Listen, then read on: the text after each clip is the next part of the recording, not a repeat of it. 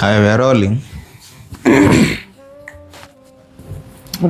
3, 2, 1. What's up, everybody? Welcome back to our channel. You know, now we can actually say that because, welcome back to our channel. This is your very able host. My name is STWTK and I'm here with... Your boy is not your boy, Nyatikodoro. Yes, sir. And welcome to episode 5. Thank you so much for watching. Thank you so much for subscribing. Thank you so much for the support. And keep dropping the comments because that's how, that's how we get the feedback. You let us know what you guys liked and whatnot. Yeah. It's an awesome journey. It's been an awesome journey.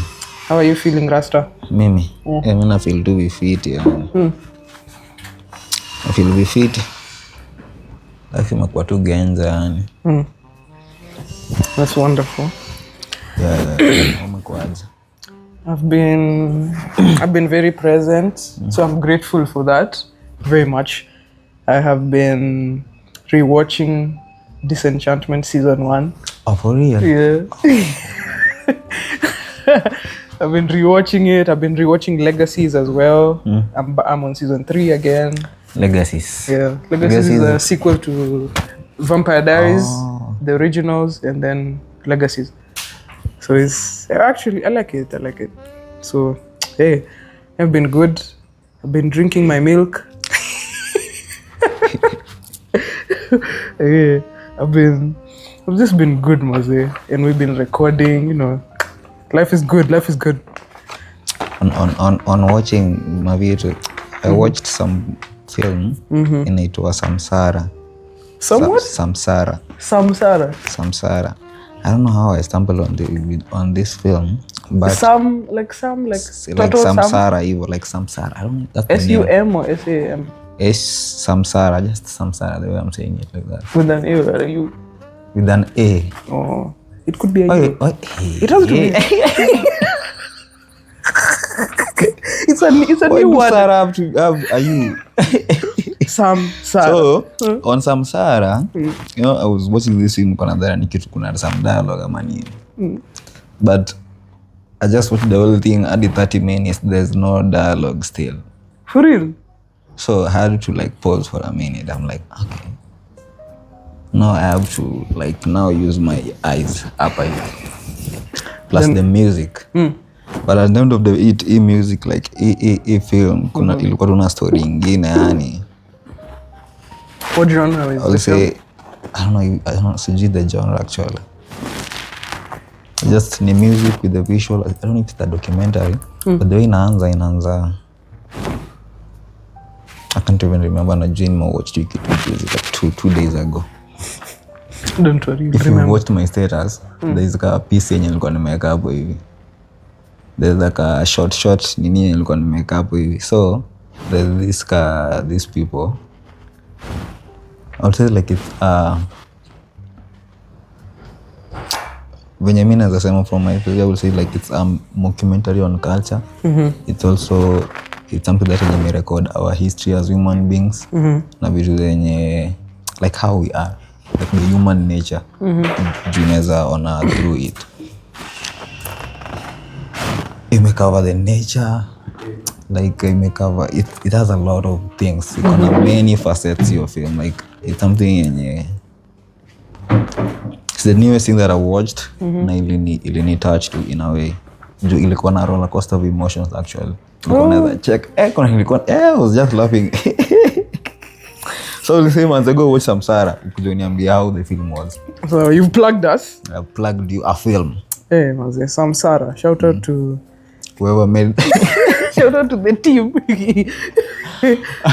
First of all, I said it was a concept film. I would say it was like a concept film. I would love to do that. That's telling story with a sound and visuals. Is that what is called a silent film? That's not a silent. It's not a silent film.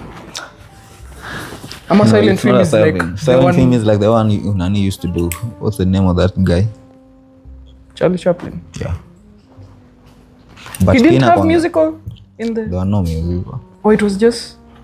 I think ilikuwa na musical, but ilikuwa ni silent. There's no dialogue, I think. I'm what the meaning of silent film. Food for thought. Yeah. Yeah, so... As a filmmaker, I need to know that. What? Silent film. Shit. But we'll go and research, you know. You learn every day, right? So today, we are dissecting a very touchy topic. Something that, you know, we are adults. It should be something that most of us are able to talk about. But then again, being brought up in different environments by different people, you get to adopt their mannerisms. So if certain topics are hush, you also pick that up, and then once you come out into the world and you meet the rest of the people, that's when you realize that this is not the only way to live. You know, you can be vocal about certain things, yeah, and it's something that is still it's touchy and very sensitive, especially in these times, Mazia. Yeah, so the silent tax on your dreams. Let's go ahead. Let's get straight on the quick fire. Let's flip a coin up with one another na hiyo swali. Flip a coin. Bro, sina. We play rock, paper, scissors. I don't know how to play that. You choose, like when you do rock, paper, scissors. So you do 3 counts, and then you can choose to be a rock, you can choose to be a pair of scissors, or you can choose to be a paper. So do I choose first before you do the thing, ama after you've done your thing, I choose? So actively, both of us, you have to do this. Yeah, so we count. It's 3 counts. Learning things. So we say, so you hit rock, paper, scissors. So when the time you say scissors, you choose what you want. Whether so you want. me gonna choose. Well, both of us. At the end. Simultaneously. Like, okay, let's go. Rock, paper, scissors. Bas. So you see now, you've cut my paper, so that means you've won. We won. So are we going with that one? Another? That was Dini. That was what? Tutorial. The tutorial. Yes, thank you for watching our tutorial. On rock, paper, scissors. Subscribe. Yeah, and that's the universal version, though there's some tweaks. Some people tweak it. I've never been close to kama hizo, but yeah. Oh, yeah, so here we are. Are you ready? One. Alright, so let's go. Rock, paper, scissors.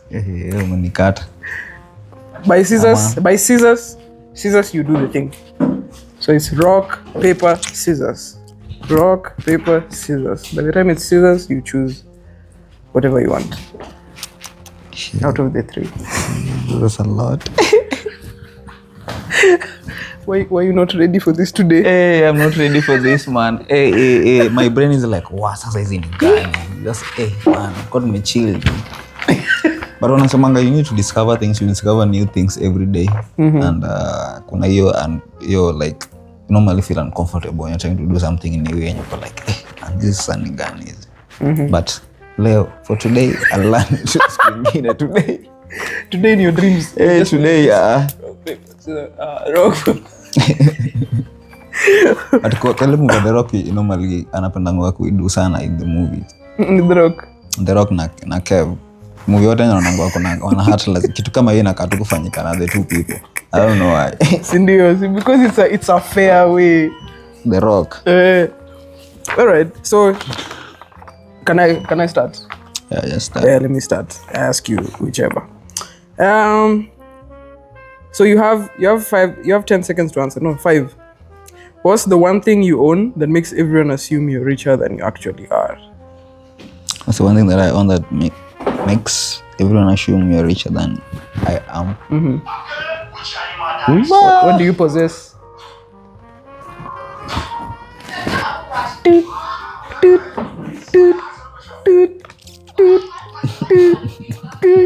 Nah, I don't have anything. You don't have anything? I don't know anything that makes me look richer. Hey. Oh, me. Oh, okay. Okay, thank you. Thank you. So you don't have anything? That's one thing you want that makes everyone assume you're richer than you actually are. Hey, I don't know. Sijui kenye watu assume.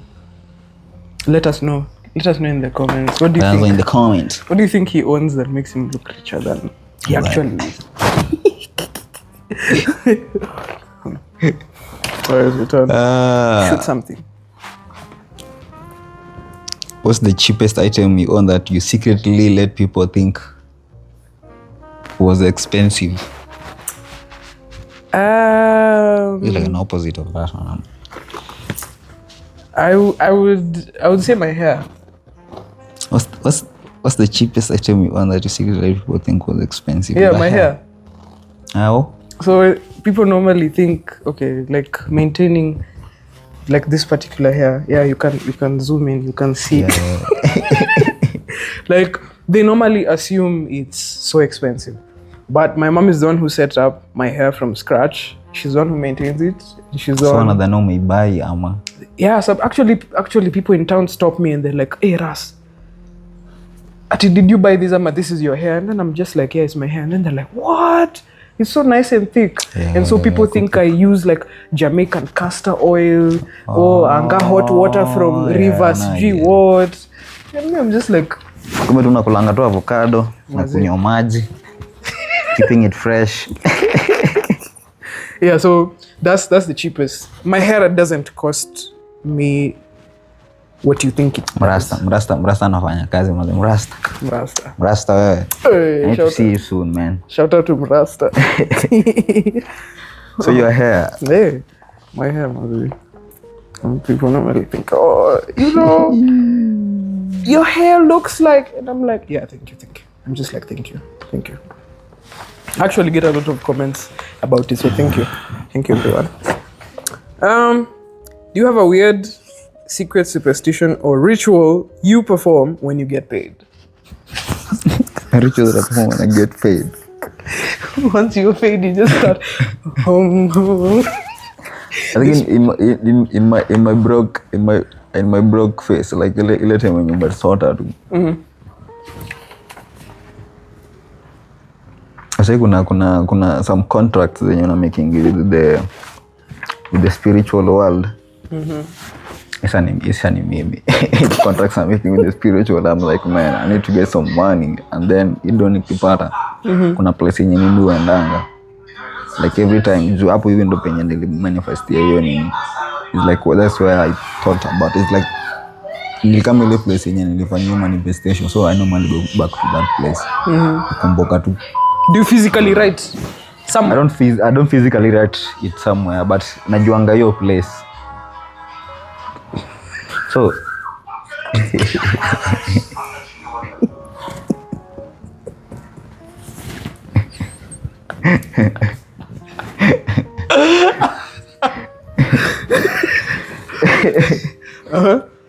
So you go back? Like I normally go back to your place. Jinaonanga ni kama hiyo prayer nilimeka hapo, and the people that I talk to hapo hivi narudingi back up with something. Okay. In spiritual ingine, that's very weird shit. Yeah, you have discipline. Yeah, but sometimes sirudingi back na ni kitu inanihondingi. Yeah. Because it's something you know, it's a promise you made to yourself. It's a promise that I made to myself, like I have to go back to come up with to say prayer. But what I normally do, like the first thing nikipata tu shit lazima nikumbukange hiyo nikidu. But then as I go back, as I continue with life, maybe naza sao I'm a human being. You're only human. Yeah, but that's something that I do. Not like every time I get money. But kuna ile yenye time yenye nao nime manifest. Ndio nikikaa chini nimesema hilo like ile imepiga hesabu. Nikipiga hesabu hadi ingiane lazima ukuje chini useme hii deal iliingiana. Like, let me go buy that Mercedes now. Because now the money has come through. Yeah. Sani mimi. Yo, shoot. Okay, ilikuwa hii. What's one impulsive purchase you made in the last year that you regret the moment the money left your account?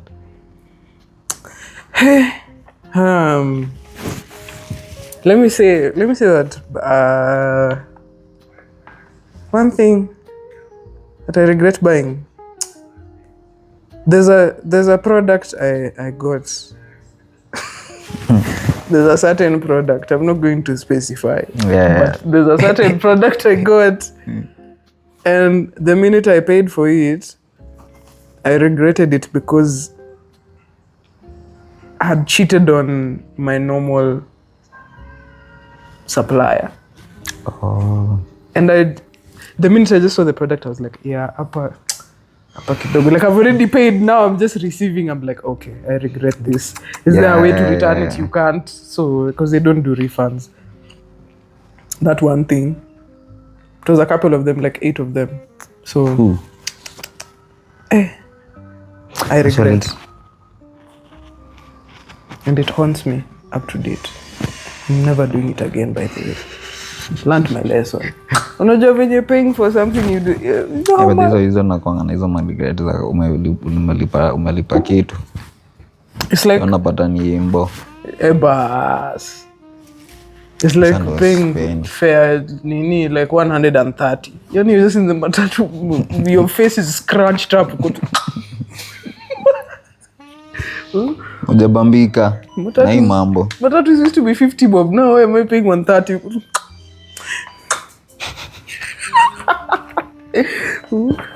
Yeah, so and once I make a purchase and then regret it, it haunts me and I never do it again. It just haunts me for life. And I always remember, like, it's engraved in my brain. Kabisa. Would you rather everyone knew your bank balance or your search history, and why? Bank balance or history? Bank balance. Search history. Bank balance. Why? I think money. Pesa ni numbers too, man. It's just numbers. Papers. Yani, though for many numbers, it doesn't mean anything. Search history. Huku ni penye mimi najiuliza kama vitu mingi sana. This is where like you know the question that you ask. Ni wewe ndo inakuanga ni wewe. You are looking for the answer. That's like you. That's why Google have our data. Wanajuanga tu msana pana hii kitu anaulizanga hii kitu. That's why like kujuanga hiyo nini. But such hata wanajua already. You already know our search history. But me, I would rather you know my bank balance than my search history. Okay. But I believe that I'd rather give out my search history. Yeah. Why? I'd rather give out my search history because money is private. But to me, those numbers are private. I wouldn't like to disclose that. So y'all not gonna know how much money I got in my pocket. But you can see my search history. It's just a bunch of random things like, why don't cows have 4 legs? Or why don't cows have 3 legs, you know? And just some other random things. What's the name of the red guy in Cow and Chicken? You know, just general things. And even ChatGPT. Actually, ChatGPT, I just use it for work. So I don't like search deeply that much. I search for deep answers through people. So like you, when I have a conversation with you and I ask you a question, I get a spiritual answer because we're on the same frequency. So, and then now I can go and research more on that. Is that the end? Yep, I think that's the end of everything. Of this a quick fire. Hey Maze, so today the topic is very touchy, Maze. Nasa, like I remember there's a time a few weeks ago I was asked a very direct money question, and for me I don't know how to talk about money, by the way. I'm learning, so it's something I'm learning. I don't have a healthy relationship with money publicly. Privately, I have a healthy relationship, but publicly, it's just one of those topics where if people start talking about it, I'm like, okay, so how do I navigate this? So I kind of like just get information and data from people. I'm like, oh, so you, no. And I learn on the go as well through people. And so a few weeks ago, someone close to me asked me, they asked me for a certain amount of money to go do something. And I was like, it was so hard for me to say that I don't have that money. And so I just skedaddled out of that. I shimmied out of that question. What was the question? The question was like, do you have like 1,200? I want to go do 1, 2, 3. And it's someone close to me, so I was like, oh my God, I'm going to let you down by telling you that I don't have it, which is the truth at that time, because I didn't have that exact amount. And I just didn't know how to be like, oh, sorry, I don't have it. So I just shimmied my way out of it, blue-ticked it in real time, and dodged that question like a pro. But right now, if you think about it, what could you have done? I'm aware that my ego, I was trying to protect my ego, because I was like, if I say I don't have it, it's going to make this person look at me some type of way. You get, though that is the truth. So, What do you feel in that situation? Your ego is getting in your way of helping someone because you had some money. Unaweza to, oh man, mimi niko na hii, I got this. Naweza kusaidia. Ibe naweza jaza kwingine. So tu nile yenyewe sina ido yoyote but naweza kusaidia this amount. You are hustling. I felt inclined to have it. I don't know why I always feel that way. I always feel like I need to, like for the people who are in my close, like green circle, like live green circle, I'm always just like, so I felt like I was letting them down greatly. And I felt like the world was just coming like this. It was just shrinking. I wished the floor would swallow me. I was like, this is so that's that's the whole thing that was going on in your mind time when you started kuuliza tu. My anxiety shot up, and then eventually I texted, I SMS'd because I couldn't talk to them face to face. Now I just texted. I was like, okay, excuse me. I was like, I have this, and will it help? And the person was just like, I've already sorted it out. So I was like, Mimi history ya manzi kama sina just sema tu haraka manzi sina, instead of overthinking ama kutaka kuomba huko juu na stress bure. Ile nini ya mimi nangasa zingine. Story do, I think story do ni conversation na nyinyi pia.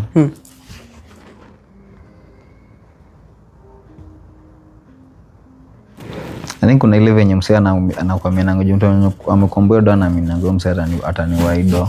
Si ndio? They know your capabilities, so they know your capabilities, but you're also a human being, man. Na saizi like there's a lot that is happening. Kuna tu vitu yenye you're also dealing with. Kuna manze tuko kwa city tunalipa rent. Ngenda kuna bills zinataka kukujia. So kama ni msee like ukimwambia kwa honest na msee nikwambia okay mimi niko na hii onekana naweza kusaidia. You see ati you are the only person mwenye ako naye. Naona kuna msee mwingine anaweza omba, so ni ile tu kusema mimi niko na this amount of money naweza kuwai. Ingine anaweza saka. Anaweza saka kwingine. But for you you'd be able to just tell someone that check his VC now. Like just speak your I think it's not for me. It's for everyone. Like kila msee anaweza kuwa hii kitu. Hakuna kitu ya like unaenda anaweza fanya na anaweza fanya hii. For you, are you there already? Are you at the place where you're comfortable to just give someone a straight answer? Right now, when they ask you, I'm very comfortable. I'm say like, hey, saizi I'm very comfortable to say. Were you always comfortable? No, kitambo kwa sikuanga comfortable. Bilikuwa tu So what did but you me do? I feel like mostly in my life when nimekuanga tu ni msemenye. I need what? Direct.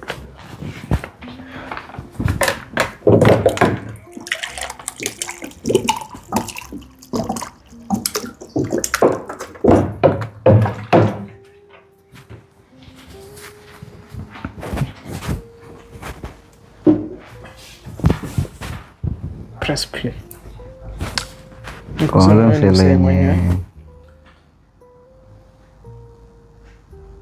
Like nimekuanga tu easy. Like life yangu like my background hatujakuwa nayo like do ni kitu yenye ijakuwa kwa familia yetu na get so mostly maybe wase nimekuwa around ama wase nimeinteract nao msana najonga tu background yangu so tukiinteract najonga tu msea kumsei background yake inakuanga vile like I'm always open to up from day one but pia nasema nikiingianga high school on that nikiingianga high school kwa bado story do mostly manzanga kwa nini hapa hivi the university hapo university actually ndo penye naonanga now there's a difference in now kuna do na kuna watu wenye wa so umetoka high school unaingia uni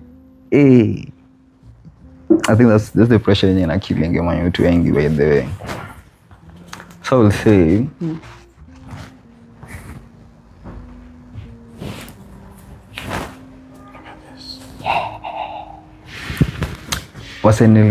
wasenye mimi nilipata in school hadi mseme nilikuanga naye kuna boys wenye nilipata nangana nayo from first year wanaitwanga Morris hako wale wase wenye ni wati wa kuenda kuspend ama I think nile pia tu I don't know maybe tu nilikuanga tu aligned tu na wase wenye kuna ile pressure ya ati tukitaka kubuy kitu lazima kuwe na doa ama ni nini but mimi nilikuanga najuanga tu wewe yangu najua kenye mtumia so ni ile yenye Kenya ndatumia kama ni kitu yenye ndatumia mimi ndachangia kama ni pombe naenda kunini si mimi ndachangia kama ni kuchanga ndachangia kama ni kitu yenye mimi sitaki kuconsume naona sina do there's no need me kuchanga acha nitoke tu hiyo story so ilikuwa tu acha nitoke hiyo story ya watu kuchanga for pombe instead of me kuko hapo. And then you don't have that budget. Yeah, so sina hiyo budget. Ile ni siku hapo nipigie hiyo budget. Ni sasa sitaki kwa hiyo hapo conversation ya sina do ya pombe. Hiyo conversation hiyo conversation zipate nikiwa hapo. Nikiwa na do ndaenda kwa hapo hivi. Mko na madai tu chachishe. Uko na ngapi? Mimi niko na hii. But if it's not in your plan. Like ile lazima kuongana ile conversation ya kitu tunachanga. Uko na ngapi? Uko na ngapi? Si ati tunachanga. Unajua kuna ile yenye watu wanachanga na inakato katikati. Yeah. Si ndio? So kwa hiyo kukato katikati kuna msemo mwenye unapatanga yeye ana kabisa. Na mwenye ana kabisa hataki kusema. Because maze you want the form but the form is not for you at that time. But I think no matter ikuni kama pombe, I realize pombe is very expensive. Ili tu kitu inaweza afford. Nile tu kujua level yako I think. Nilijuanga level yangu so nilikuwa najua tu ku avoid hiyo. Hapa kwa pombe hapa na sina hiyo do. Juu hapo hivyo watu wana spend. Juu also walikuwa help venye nilikuwa natumiwanga. Mimi ulise nimeona watu wakilewa. With hiyo ni student loan. Si student loan na kwa kulewa. Jadi ma classes vitu wanafunzanga huko. Universities. But hizo conversation ado mimi irisi nipate hapo. But kama niko naye tutabonga tu hapo hivi niseme mimi ndachangia hii ama niko na hii.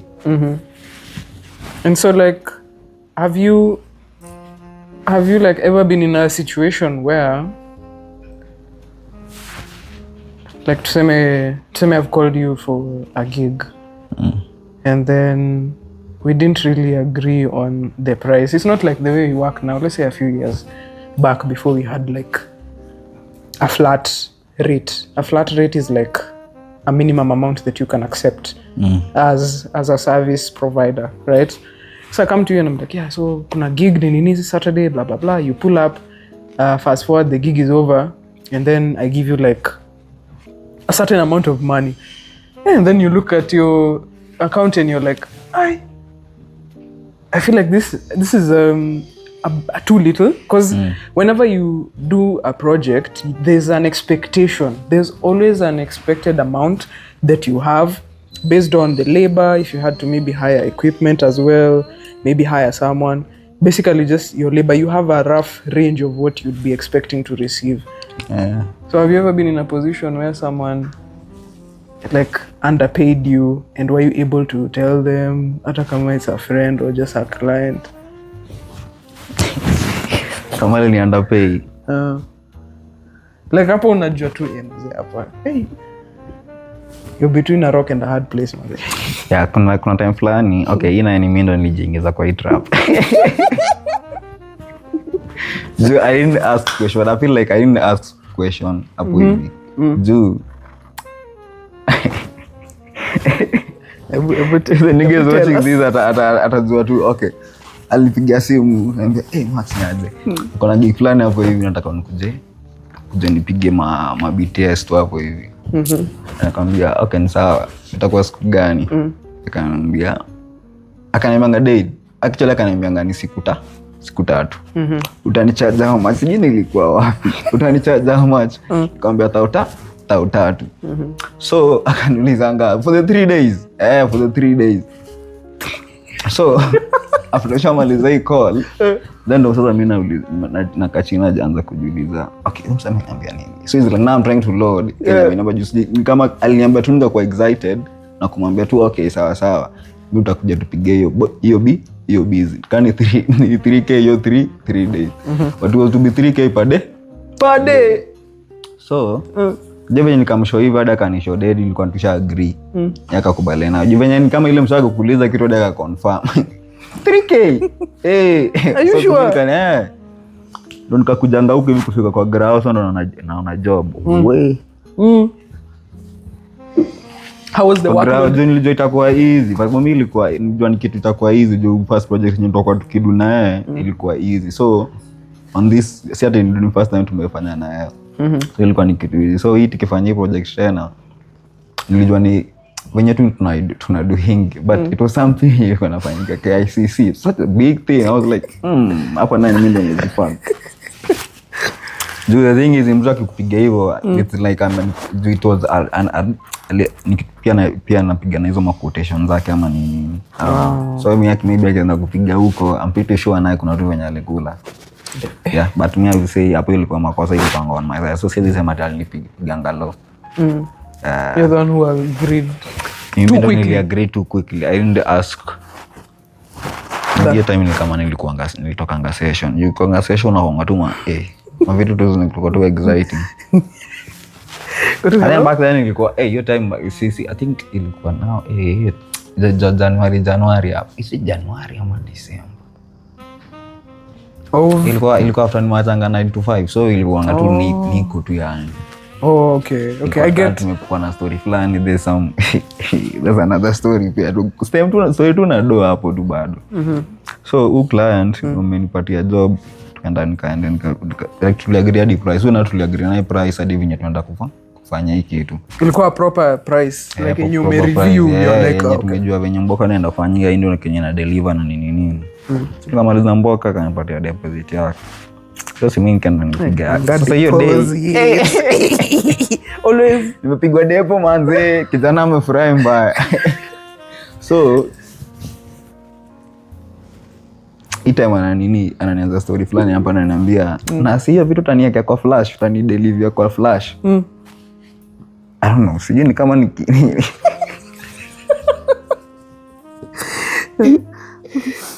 you're looking a little unfamiliar right now. So it's like ini mtu aniweka kwa flash, si ndio? Nikamwambia enda kwa flash na kutransfer kwa flash juu I was like naweza deliveries na kupatia through a link kwa Google Drive ama sasa alikuwa anataka kwa flash, ndio. So kwa flash ni kwa price yake. It's different. So for me ilikuwa ni flash naenda naye na mtransfer kwa nini sasa nampatia flash. Kwa hiyo price haikuwa tina kupatia flash pia. So hii venye after deposit about nimepatia hapo hivi alijua anaenda kumpatia. So venye alijua anaenda kumpatia flash like with the files. After nimeedit nini. Shamaliza edit, nimetuma kazi. Nangoja sasa naambia cheki hiyo kazi akapenda. Like alipenda tu kazi. Sasa ngambia kazi sana ananiambia na silikuwa nilete kwa flash, nikamwambia okay flash naenda nakuletea. but ndakuletea ni transfer then ni na flash. Flash ilikuwa unanipatia ilikuwa pia kwa hiyo nini like a new flash drive. A new flash drive with the data. Oh lol. So like ni mimi ndo pia nampatia flash plus hiyo nini. Was it more than 8 GB? It was a 16 GB. But do you know your story of flash? I'm like huyu madha kwa nataka kulipa. Your story of flash iliendanga hadi I never got my money. Boy, guy. I never got my money. So you only worked with the deposit? So only that's the only money deposit. You received? Yeah. Hata mwenye mali kwa my camera actually do not sikumpatia ngani. Sikumpatia tu ati doya nini. I think they like patianga nusu hapo ya hiyo deposit. Guy. So but sasa nimsemenye at least ni ule mwenye you get camera cooking someone that I know best. So you see, as a client, please when you're booking a creative, a Kenyan creative, please remember that we also have things to sort out in the back end. So as a client, when you refuse to pay us, Maze, you're putting us between a rock and a very hard place. And some places, kuhaya camera, you have to put out your ID. So imagine you're blacklisted just because you didn't pay, and it's because you're the one who didn't pay. Man, nalipiga mapicha zingine kali. Hey.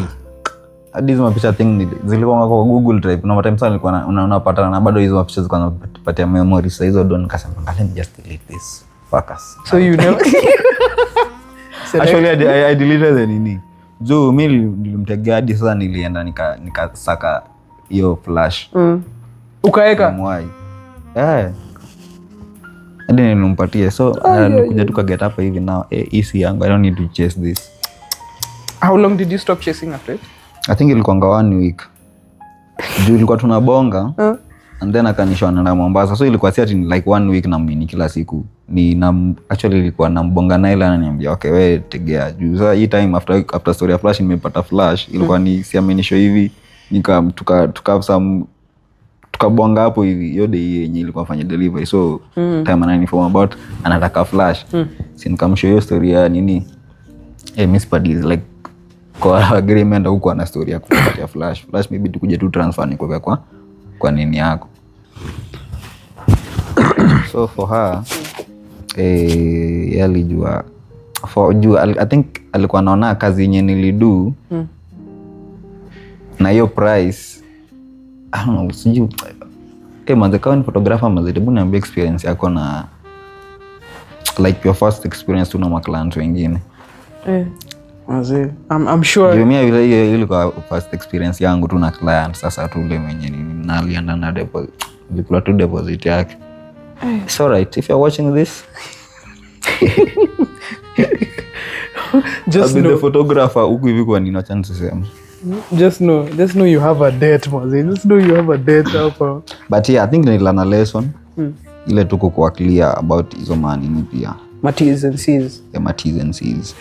So for me, Maze, as a I almost said as a Nairobi creative, as a Kenyan creative based in Nairobi, being underpaid is something that has been common in my career as let me say as a dancer and choreographer. So unfortunately, not many people understand the concept of creating, right? And this is regardless of the category, but I'm going to speak from the aspect of dance and choreography. So now, see, I normally teach like in schools. I teach in schools, and I teach in many places. You get. So when you're talking to like the contact person in a school, because normally there's like an arts and there's an arts teacher. So this is the first contact you have. So you tell this person your rates, like to me per class you charge 3,000, and then you can have 2 classes per week in a month. So in a term you have like all those classes, and you agree on the price. Nini sawa. Do you know that this person will receive the money the students will pay. Well, the parents will pay for the students. You will teach, and say you've rehearsed. You've come up with the choreography. You've rehearsed. You've put it together. You get to class. You've used transport. You need to get some water, some electrolytes in your body as well. You have to look nice.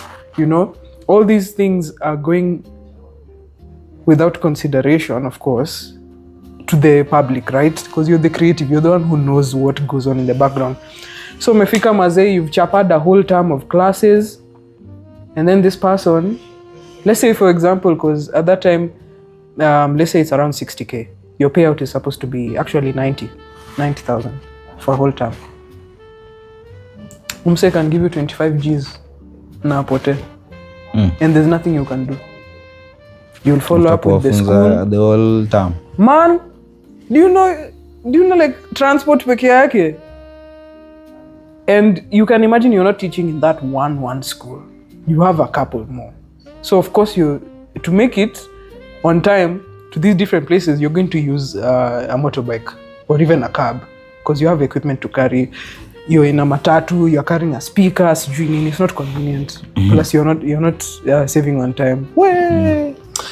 Nakwambia, people who are middle people, remember, as you're cutting the pay, you're really hurting the creative. Let me tell you. Like you said, kuna bills to pay. You're at home, you've researched, you need internet, as in there's so much that really builds up in the background so that you can see the final product. And especially as a service, gauging it is not like, it's not tangible per se. Like for you to fully gauge it is not, because most of it is labor. You can't be like, okay, so I came up with this, so this is $30. I came up with this, so this should be 15 cents. So, and then I practiced for Nini, so the sweat, you convert the energy into currency. Like, guys, just pay creatives, There's money out there. And for that person, I've actually had a couple of people screw me over. And the first person who screwed me over was a very close person of mine.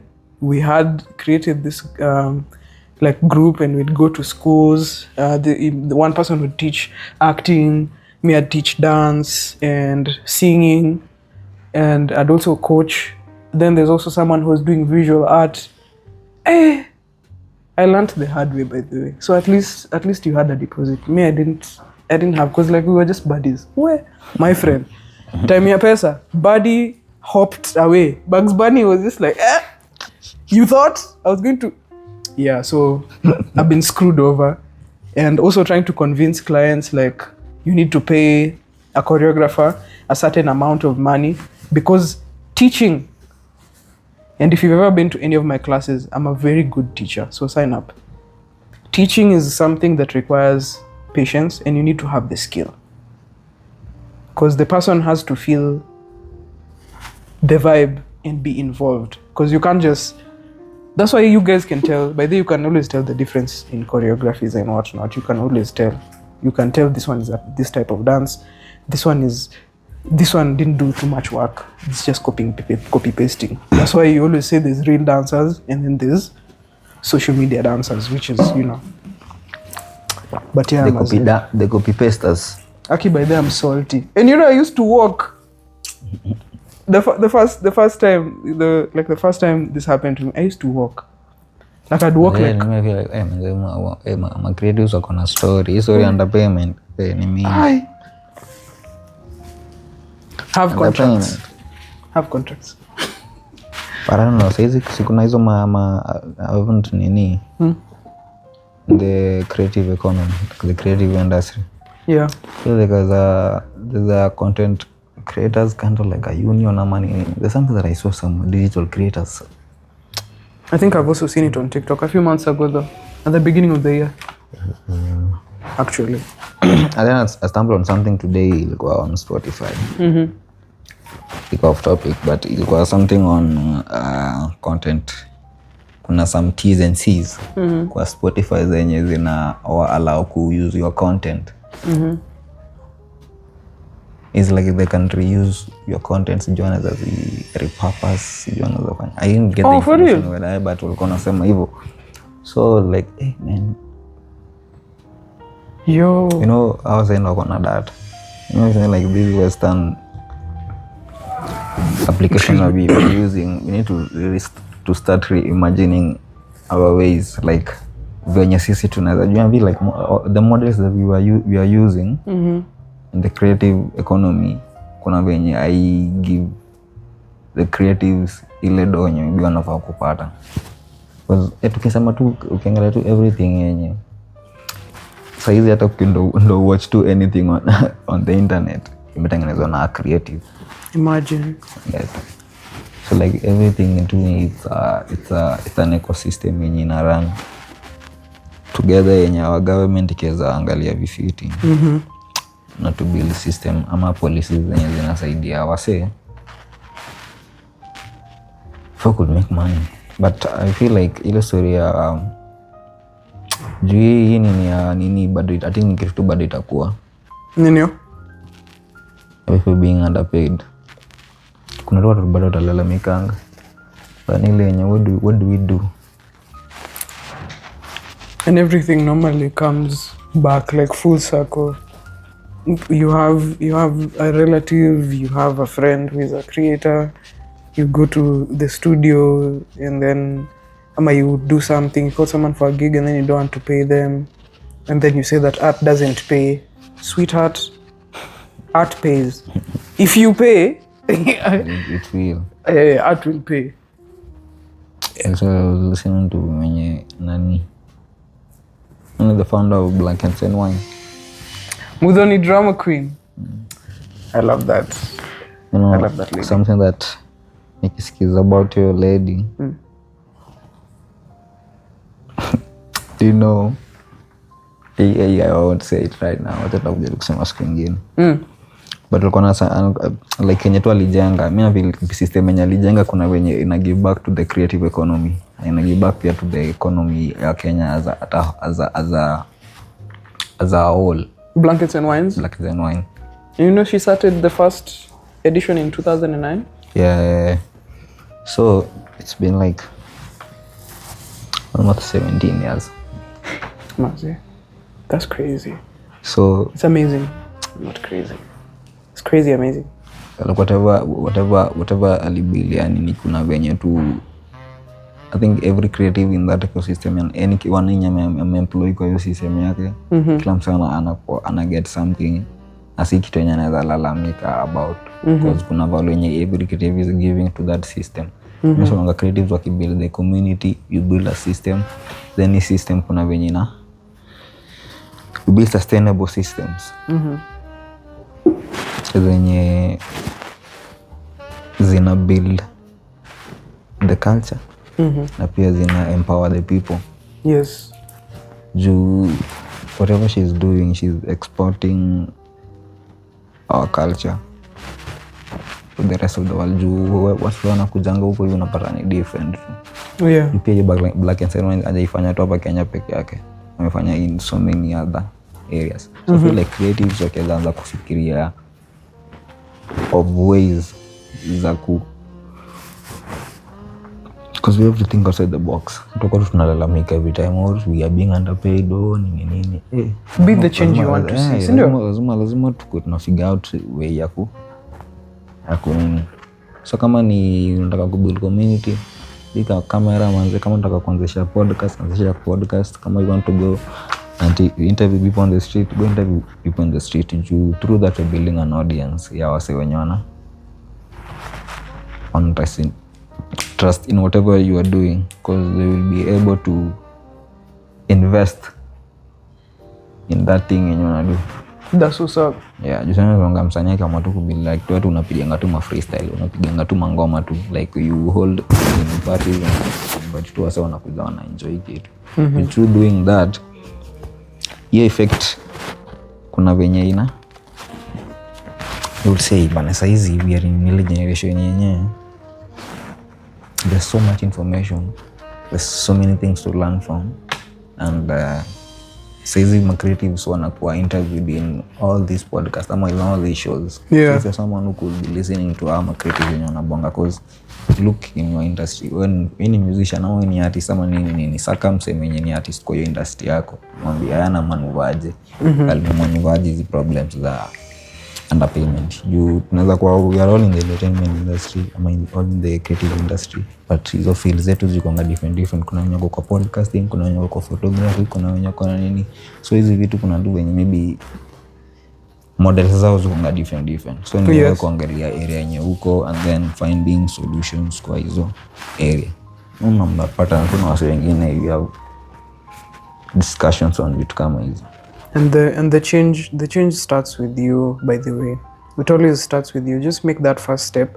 I know it can be a bit scary, and you know, you just dip into the unknown and empower the rest of the people, because not everyone is like a change maker, but you need to try. You need to try and make at least change your life. Yeah. Not other people's life, but change your life. Maze. And so like living in Nairobi, Maze, I feel like there's some sort of pressure for creatives as of now. You remember, as artists and creatives, our job is to represent the times, what it's like to live in this particular era. Yeah, so like, you're presenting the times. Hey, Maze. So I always feel like there's some sort of pressure. Creatives are all on different levels. Kuna A-list, there's B-list. A-list are the people who are largely known. You see like Tile Park Bro, the dancer, an amazing creative as well. His scripts are that dude, Maze. Shout out to him. So like this is an A-list person. So this is like mimi usemanga sana kukat short to like huyo msemo mention as like a dancer, si ndio? Like huyo msemo already alisha build like a playbook kwa area yake. It's like just someone who have to study your playbook yake. Go back to kwa history yake, alianza ngaje amekuwa ngaje, because through that unajua tu venye unaweza maneuver kiwewe. Unaona? Yeah, so I feel like artists wengi wamecreate hiyo, wametengeneza hiyo blueprint. So size like right now ni set like copy pasting, but being smart about it is like finding your voice along the way. Like wana wenye medu, but you do it your own way. So for me, I know that you have a very strong sense of self. And have you ever been under any pressure to look and live a certain way? Because like when you tell someone like you're a creative, and some people actually have some sort of expectations. So have you ever been under the pressure to be like, hey Mazi, I need to fit into a certain box? I need to have this. I need to have this Stanley Cup so that people can see that I got it like that. I was like one pressure kama hiyo. So me by the I think ni watu I think the people unajua pressure ni I think ya watu wenye kwa around you date kuangana venye tuko na wewe is like kuna moment yenye you feel ni kama na kupressure to do something.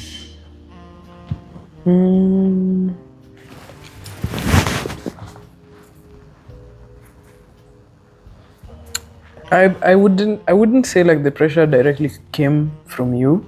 I would say it directly came from me. It's pressure.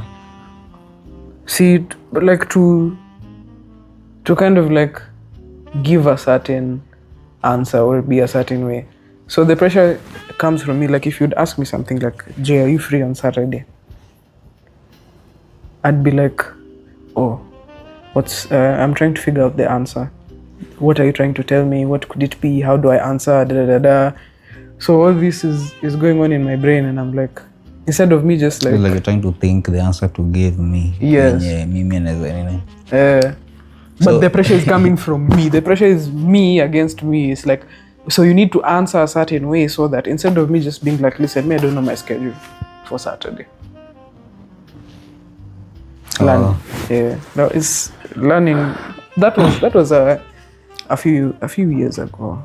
But still nikitu I'm just work in progress. No, so maybe Kenya wanataka kuna sana hiyo ni ile wenyewe. Watu wenye wanaonga around. Like kuna tu time nikifeel tu msanii kanda ni pressure. Na ni kitu yenye sio kama ni kitu yenye inanisaidia. I want to say okay, hii sasa tu ni nini? I've been someone from kitambo mwenye nimekuwa tu nikienda mimi nimeenda kwa nikienda kivyangu. Labda unifuate ama mimi ndaishia tu. Na kuna venye ukianza kunifuata kuna venye pia ndaona ukinifuata sana ndo sasa mimi ndaanza kukunotice.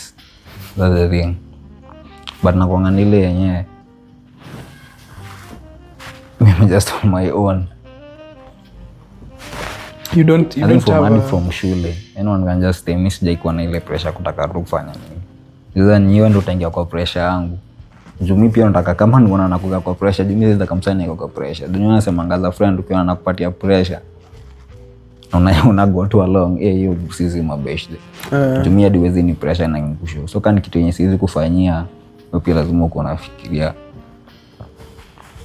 So nile yenye tunakuanga tu nile yenye unajua movie yako kusema Max man mimi kama ile pressure yako nataka kwenda maybe tunadai kwenda mahali si ndio maybe sina hiyo dondo ngamba J mimi naye hiyo dondo maybe sina isha tu maybe kuna mali nyingine mwenye tunaweza ishia but ile pressure ya kusema man mimi nataka ni kuna ile initiate ya I would love to be there na get but now you have to pia kaachili tu analyze situation yako like my situation yangu iko aje reality like reality yako lazima uko na reality check like reality yako iko aje. That's why some people mwenye utapata mwenye ana hiyo do now will end up borrowing from wase so kwa again just ulikanje do kuna form fulani hapa hivi inafaa not hata form utadanganya. And you find Joe, by the way, that's how you find yourself in debt. You're trying to keep up with the appearances as well. As a performing artist, I'd say like there's a certain way people expect you to be, and it's very important for you to find yourself as soon as you can, so that once you get into the industry and even when you're in, you can still figure this out. But I'd advise you really need to figure it out real quick, so that you're able to say yes and no very bluntly and stick to that, because you can find yourself in very sticky situations. Artists are people who entertain. Like for me, I'm an entertainer. I can entertain you. That's what I love doing. I've been doing it naturally ever since I had more than 10 teeth in my mouth. I'd just go and dance somewhere, go and just entertain your family members, and then they'd give out money. And did I see the money? Unfortunately I didn't, but now I have a phone number, I have a bank account, guys. Link. So like someone expects you to look a certain way. They're like, you're an artist, that means you make money, right? And you're the same person on this other end. You call me for a gig and then you don't want to pay me my full rate. What do you want? Put it. That's not my phone. They have an iPhone.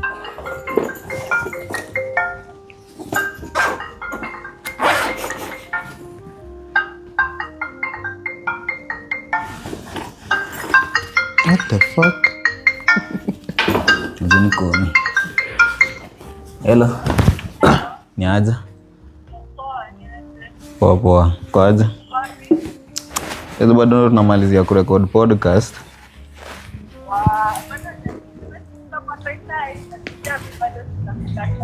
Kwa nini naisha saa ngapi?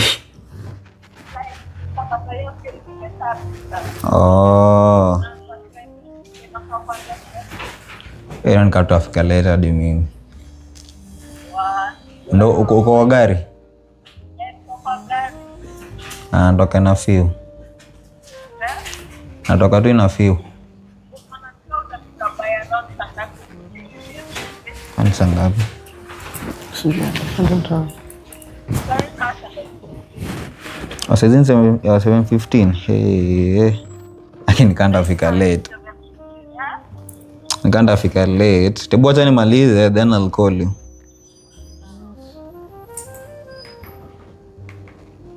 What the fuck?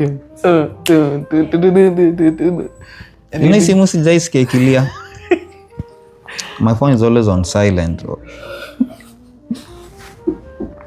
Like whose ringtone? Whose phone is this? Like, what's happening? It's just scary, ringtone. Okay, tulikuwa naongelea about me. Yeah, so I was just giving like my experience as an artist. People normally see other artists and they expect, or when you tell them you're an artist, they expect you to match their expectations. They're like, since umesema you're an artist, you should be living like Davido, you should be taking Martell, you should be wearing Clarks, Wallabies, you should be hanging out in certain places. And this can actually affect your career, because if you're keeping up with appearances and not living your truth, you stray away from your mission. So as an artist, you find that you're in bed sasa. I'm just hitting you up, Maze. Oh, yo, Maze, you send me this, I'm having an emergency. Emergency is showing up at Milan or Molly's. That's the emergency. So you keep doing this and now you stray away from your purpose. Like, why did you start music? You started music because you wanted to empower people. But now you're focusing on looking cool and looking like an artist instead of just being an artist. So this goes back to finding self and being able to say no and sticking to it. Otherwise, the wind is very strong out here. I never think peer pressure was just in school, Mazi. We're just going through different chapters in life. You leave school, you come into the real world. There's always, it's just like a system. There's always pressure, there's always expectations. And so like, I'm glad that I learned this on the go. I'm super glad I learned this on the go. And I'm glad that I'm in a position to inspire other artists as well, just to show them that it's okay to be you, it's okay to be different, and you need to be able to sit with yourself first. You need to be able to be comfortable so that whenever you present yourself to people, they can feel that, yeah, you're 10 toes down. So when you say something, you don't have to back it up and stuff like that. Like when you turn down a gig, you don't have to over-explain. You just be like, no, I'm not doing that.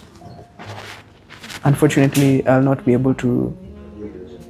Like, if you can't be real with yourself, then shida na wase. Anything like you're just lying to yourself. You think that you're hiding something away from people, but you're hiding it from yourself. Yeah. So at the end of the day, ni wewe. Sisi ni mafans, si tutakuangalianga tu nani, because people talk, mafans watatalk. Ano sio kukuka kwa reality check. Sasa ni wewe, ukishakupata hiyo, like you as an artist, if you have a true north, ile yenye you have a vision, kuna vision fulani na ni mingi. That's the thing that you should always be getting back to, like, man. Kuna mission fulani mimi na do. Una get ido itakuja tu. If you put in the work, money will come. Una get so any pressure asa easy ati lazima kuwe nini. Man, I'm just starting out. Bado sijui hizo pressure maybe kutakuwa in life. Pia life iko na stages. I don't know how I'll get to. Sijui watu nyanda kuja kumit. Pia mimi pia depend on unakuwa nayo. Kama you have like uko na hiyo strong sense of self na wase kwa around wenye maybe hawajui.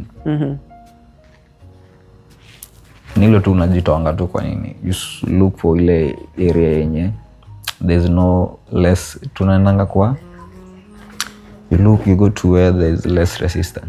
Yeah. From inward, yani usione kama kwa kuna hiyo resistance from inward, achana tu nayo. Kama kuna resistance, must move with it. Ile moment you don't feel like kuna kuangana hiyo, there's always something deep within you as you move through life. Ile true north yako yenye na kuindicate ya. If you don't listen to it, man will end up making some decision yenye unakujanga ku regret baadaye. Itakuwa tu like an alarm, pap pap pap pap. So you always need to be on check na kwa tu mrili. Kumrili ni just kwa tu man mimi naye sina do. Naona mimi na staying huku hivi Mlolongo. Yeah. Siko Nairobi, niko Machakos. It's like even though life yangu iko so expect that niko miadi ati wewe ni msanii fulani umeniona kwa YouTube. So unadhani mtako na do. No man, we are just hustling. Wasanii wanakuanga tu na dream fulani yenye msee. Hizi makelele mnapiga tu zinakuanga. Some of them get distracted on them. No maana wana end up getting these nitoaje. Hizi kiki wanaitanga kiki in Swahili. Hizi kiki mingi. Kiki is clout? Yeah, hizi kiki mingi and they get into hizi clout mingi chukuji za do. Na the white man ali tuletea pesa imeharibu Afrika sana. Naget. Do you know? Tuharibu sana. Today I was watching a video by I don't know, I think his name is Luke Damon or something on YouTube. He's a traveler. This is the first video I've seen of him. So this guy is just walking with his GoPro. Yep. He visited Kibera. So he just went alighted at what is it, this place called up at the law courts. And then he took a motorbike to Olympic. He was just walking solo. Yeah, he's from Australia. I hope I got the name right. So yeah, so amefika and then the minute he's at the stop there, Maze, you can see the eyes of the border riders glitter. They're just like, ooh, cha-ching. So they were like, come, we take you. Another one was just asking, give us dollars. We don't want anything else. And then the vlogger was just like, I'm not giving you money, but I can buy you food. Where can I eat? So they just pointed to him across the road. He crossed, went and had an egg and said thank you, and he paid, blah blah blah. So he took a motorbike. He was overcharged, of course. Lazima gongo. When mzungu. He just walked. I think he just met these guys Evo too. Because it's not like he booked them. They're not tour guides. I think he just met them on the way and they just started walking. And one of them was very intelligent. He had like a patterned sweater. I forget his name. I don't know if it's Brian or something. And they were just walking, having conversations, da-da-da. And they were like, oh, so this t-shirt nimevaa, it's called a Scottish 145. Maze, we are artists. Played the music on YouTube. And then he was taken to the shop, bought a printed t-shirt. Huyo mse, mzungu. Kachajiwa 1,000 for the t-shirt. The price, ama? That's the actual price. The guy actually he met with, who showed him the t-shirt, he told him it was around 900. So they go to the shop and the owner of the shop just said it's 1,000. So I don't think that's too bad for a printed t-shirt, because you have to buy the t-shirt and print and blah blah blah. So these guys, they're walking, they see an ice cream vendor guy, and then they're like, okay, so how much is this? Can buy 50 ice cream cone. Then the popsicle kind of ice cream, the ice cream on a stick is 150. Kabai. So these guys are inakwanga 150. Akime, I thought it was 80. Mimi sijui. So there's 3 Kenyans and then there's this vlogger. 2 more Kenyans popped up and they're like, "Hi, can I also have?" Can someone pick? So 6 of them. 6 of them pick, and then these the other 2 random people. So 4 of them pick the 150 ones, and then these other 2 people who asked, they got the ones for 50. Akapeana G. So the total is 800. This guy should be getting a balance of 2 sock. And he's very sharp he's very aware of his surroundings. I think he's done this for a while. He's very aware, but he goes with the flow. I think when you're present, I think situation kama as a vlogger you have to be present. Kile kitu unataka kuwa present. He's very you have to. And he knows how to talk to people. He knows how to not let things escalate. So this guy Maze, now the vendor, sijui anga change, sijui do you have an M-Pesa number? Ati I give you the change, sijui nini. Do you know this guy didn't give him back his balance? Really? He was like, just give me, this is the first sale I've made, just give me this money. And sasa ndo maana wasenya kona njami mingi wenye wanyanga kwa business. Wanyanga kwa business just for you, like for him ni ile tu ndo apate do. And imagine someone has promoted you 800 these days, one person. So one of the guys who was having the ice cream cone was an older guy. His name is Mike. So now he's in Kiswahili and my boys, rudisha change. And the boys are like, wait, anyamaza. nini. And then he was like, no, give him his balance. Iko live. Live. Now then they Kiswahili where mzae sisi we are working maze. So everyone wants a 50-50. So the Nani Diamond just walked away. That's why I'm telling he's so aware. He just knew this is a battle I cannot fight. I'm in a foreign country. I'm not going to struggle for 200. He just walked away. And the boys ended up following him. He didn't get his balance. What did you get from that video?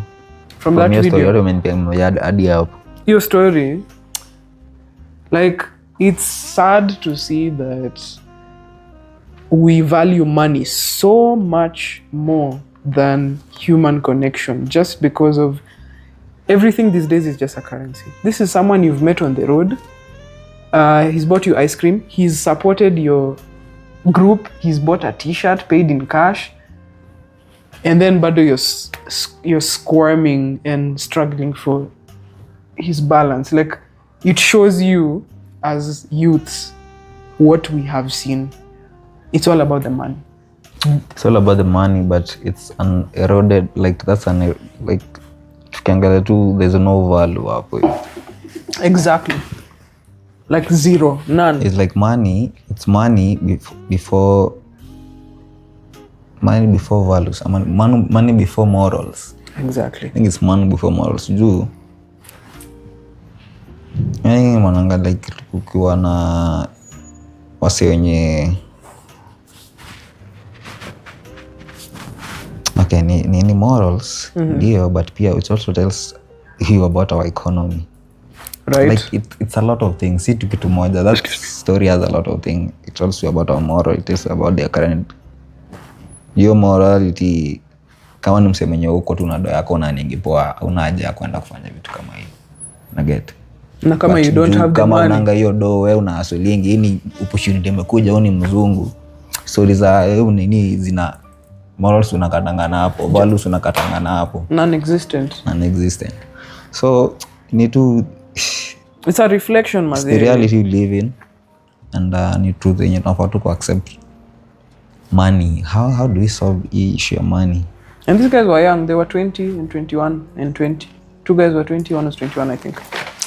So it's very, like, look at how young they are. These are people who were born in 2003, 2004. And right now, like, it's just money, you know? So, like,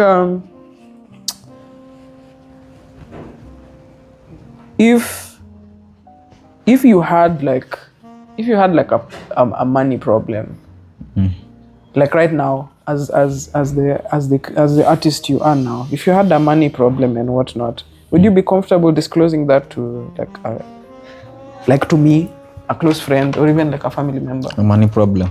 A money problem, like to say, maybe you need some money to pay rent, because sometimes being a creative, the income is very unsteady, just like your mental health. So would you be forthcoming to like someone close to you or even a family member and just being like, hey, Maze, I'm in a fix. Could you please help me with like this amount, Maze?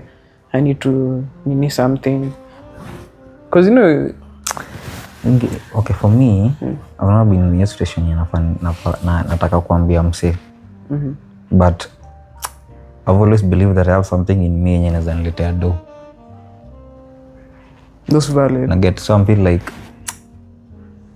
ikiwa imenipress ile yenye siezi nini ndaomba, like ile ni kitu yenye okay, rent na imefika rent na ujuangi sasa inaweza kuwa maybe hustle koko freelance, kuna venye hustle sasa inaweza kuwa iko fiti the month agenda fiti ni, and then landlord ako kwa hiyo hasa anadai do na guess unaweza kuwa tu like man unapata gig hapa hivi, kwa hiyo moment unaweza kuwa tu like man kuna venye niko kwa fix hapa hivi unaweza niokolea. But sije kwa hiyo situation, mimi nasema ikifika kwa hiyo situation ina nini na najua msema anaweza nisaidia, just call.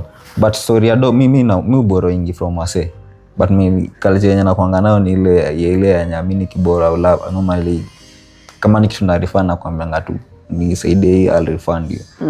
Na kuanga na hiyo tu ninataka tu nikurefund.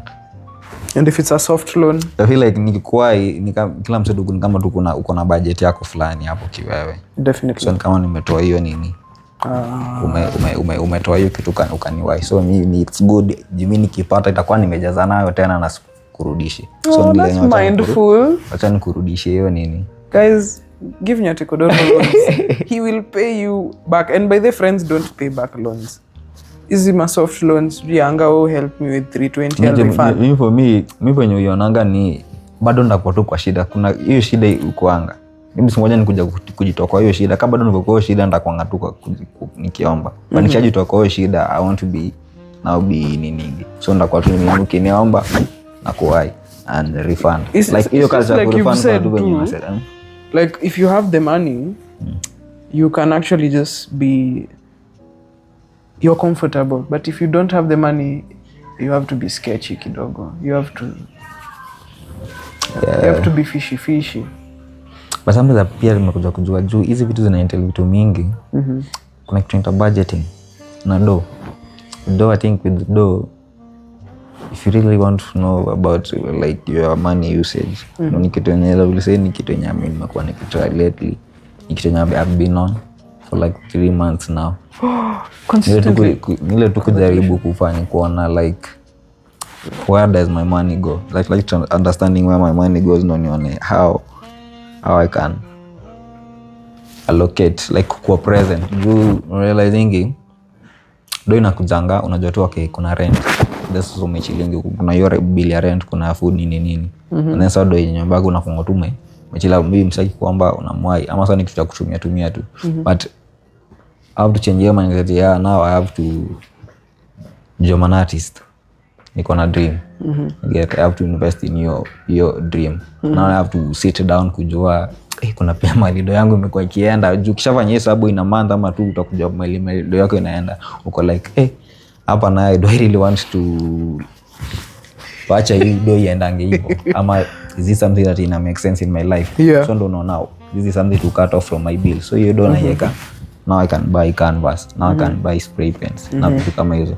So I feel like unaweza kuwa au make hata do mingi, but when you manage budget, msana nadhani you are well off. That's true. I think ndio kitu mimi nadhani mimi niko na do, but nakuanga tu nimesota every time, but kuna venye do inaendanga tu kuna kitu inafanya, kuna investment yenye tu inadu. So ni ile mtaki kuliza do sasa hizi utakuwa like man hey nice ina. Sasa hiyo yako lazima niweke kwa hesabu nione venye nikupata ndaku kuninia. I've got debts kulipa na vitu nafaa ku like there's just a lot of things yenye ukizihesabu vizuri inakusaidianga pia. Hata hizi kwa pressure ya now you trying to belong ama kunini kwa groups zingine zenye maybe you don't even need to be, you don't have to be in, because maybe like kuna ile yenye unajifixing, you're making yourself small kwa group yenye hata you don't have to be in. I guess nile tu your groups yako manze, go find your people. So I feel like mimi kenye nilikuwa nimesema kwa life nile nilikuwa najuanga mapema when someone is not my type, like my type ile ya unayatuwezi kwa mabeshte kuna like nilikuwa najuanga tu mtu akuweka penye naeka mabeshte. I think hiyo ndo kenye imenisaidia kumanu life. Ziza kuacha tu itu mapema kama knowing when to quit. I think I know how to do that very fast. So I think imeni keep away from vitu mingi zenye zinaweza ni deal zinaweza cause my mental health. I'm an artist man, very sensitive to so many things. So kishajua hivyo you need to find ways to keep yourself from nini. Pia you challenge yourself. You challenging itu kwa vitu zingine. Have you ever had to choose between paying a bill and chasing your dream? Because like you've said, like you've just shared that you've been tracking your expenses. I remember in episode 2 you also just mentioned like, oh yeah, so I bought some things, I got to the house, I had to put it in my expenses, you know. And so have you ever been between a place of like, I need to pay this utility bill or something, but also I need to get this, and they're both urgent? Have you ever been in such a dilemma? I think I've always been in such a dilemma.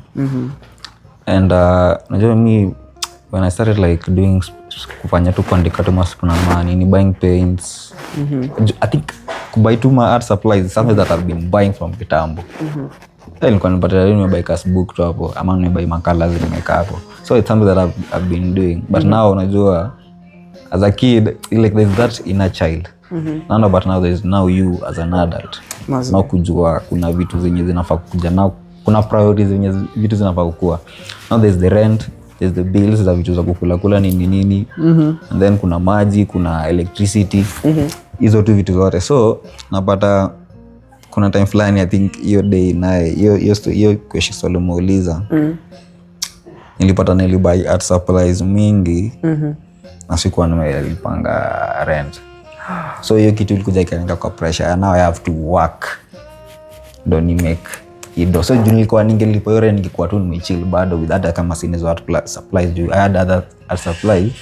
So ningekuwa tu naweza chill after ningemaliza hiyo rent. But now sasa sijalipa hiyo rent. Na mimi sitakangi hiyo story ya now msana ni mtu anastaki landlord aniulize story ya rent. Nataka kitu yenye niko nimesha sort iko hivyo.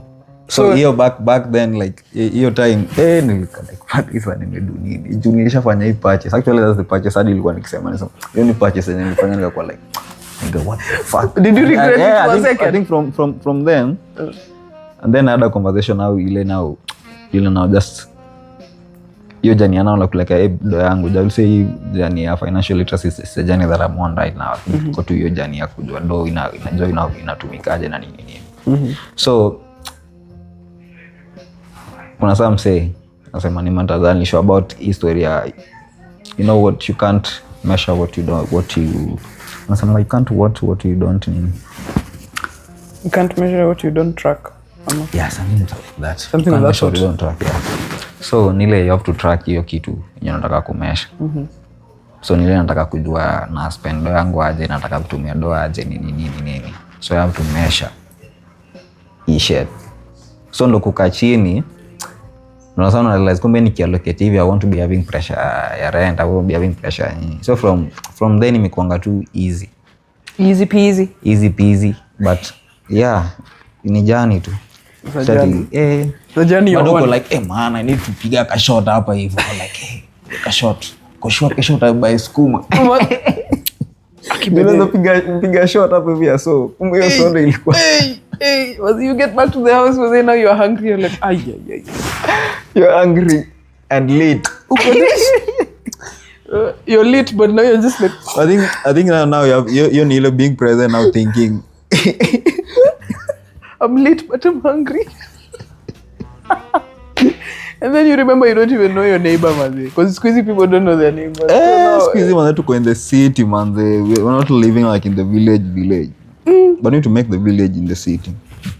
We need to make the communities. But like this is the serious of the Gland village. You are our village mates. Our village. In my career as an artist, I'm always having a plate. Jerry, I want to use the washroom. You just pause it. Let me pause it. Guys, don't have a director.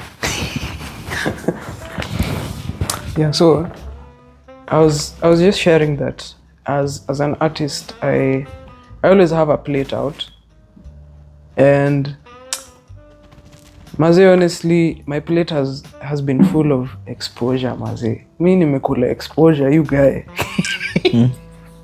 Maze, it's exposure. Oh, hi Jay, how are you? Oh, I'm good. Yeah, I see you're a short content creator. Yes, short content from creator. Yes, I am. So I have this gig tomorrow, and in Nini, I'd like you to come. Blah blah blah. You're going to network. You're going to. By the way, you saw the red flags, baby, but you ignored the red flags. Aye. Maze, these are red flags to me right now, but I can only identify the red flags because of the experience I've had, Maze. So someone calls you, and you're desperate, you want to build your portfolio, you've invested, blah, blah, blah, you've gone, you've shot content, you've done post-production, you've edited, you've sent things out. And it took me a lot of exposure. I've eaten so much exposure, guys, for many years for me to realize that you need to speak up, and basically you need to speak up for yourself because no one is going to do it for you. especially in this industry. No one is going to say that you have seen, you've done good work. Well, not majority of the time, this won't happen. You've been called for a gig, there was no budget, and then someone just decides to compensate you. Ha. Do I have a story for you? But the people out here, must say, they are focused on profit. Morals are almost non-existent, must say. So as a young creative, you really need to just be able to speak up for yourself. Have systems in place that work for you. You can't by the Ep5 experience, you can't skip it. You have to go through it. You have to go through exposure. Even when you finish university, you know that period where sometimes maybe you don't get a job immediately after. You have to volunteer. Even when you're volunteering, you have to understand your why, right? You have to understand, why am I doing this? I'm volunteering at this place so that I can gain experience. Okay, sawa. And then what's your game plan? Are there people you're intending to meet, network with, and eventually pitch to them after this? Or are you just keeping busy as you wait for something to come by? So, Mazemi, I've been on an exposure diet. I don't do it anymore because I grew the balls. Yeah, I grew the balls to just turn down non-paying gigs because there's so much work to be done. You know, sometimes you can just think, oh, being an artist is just being on camera.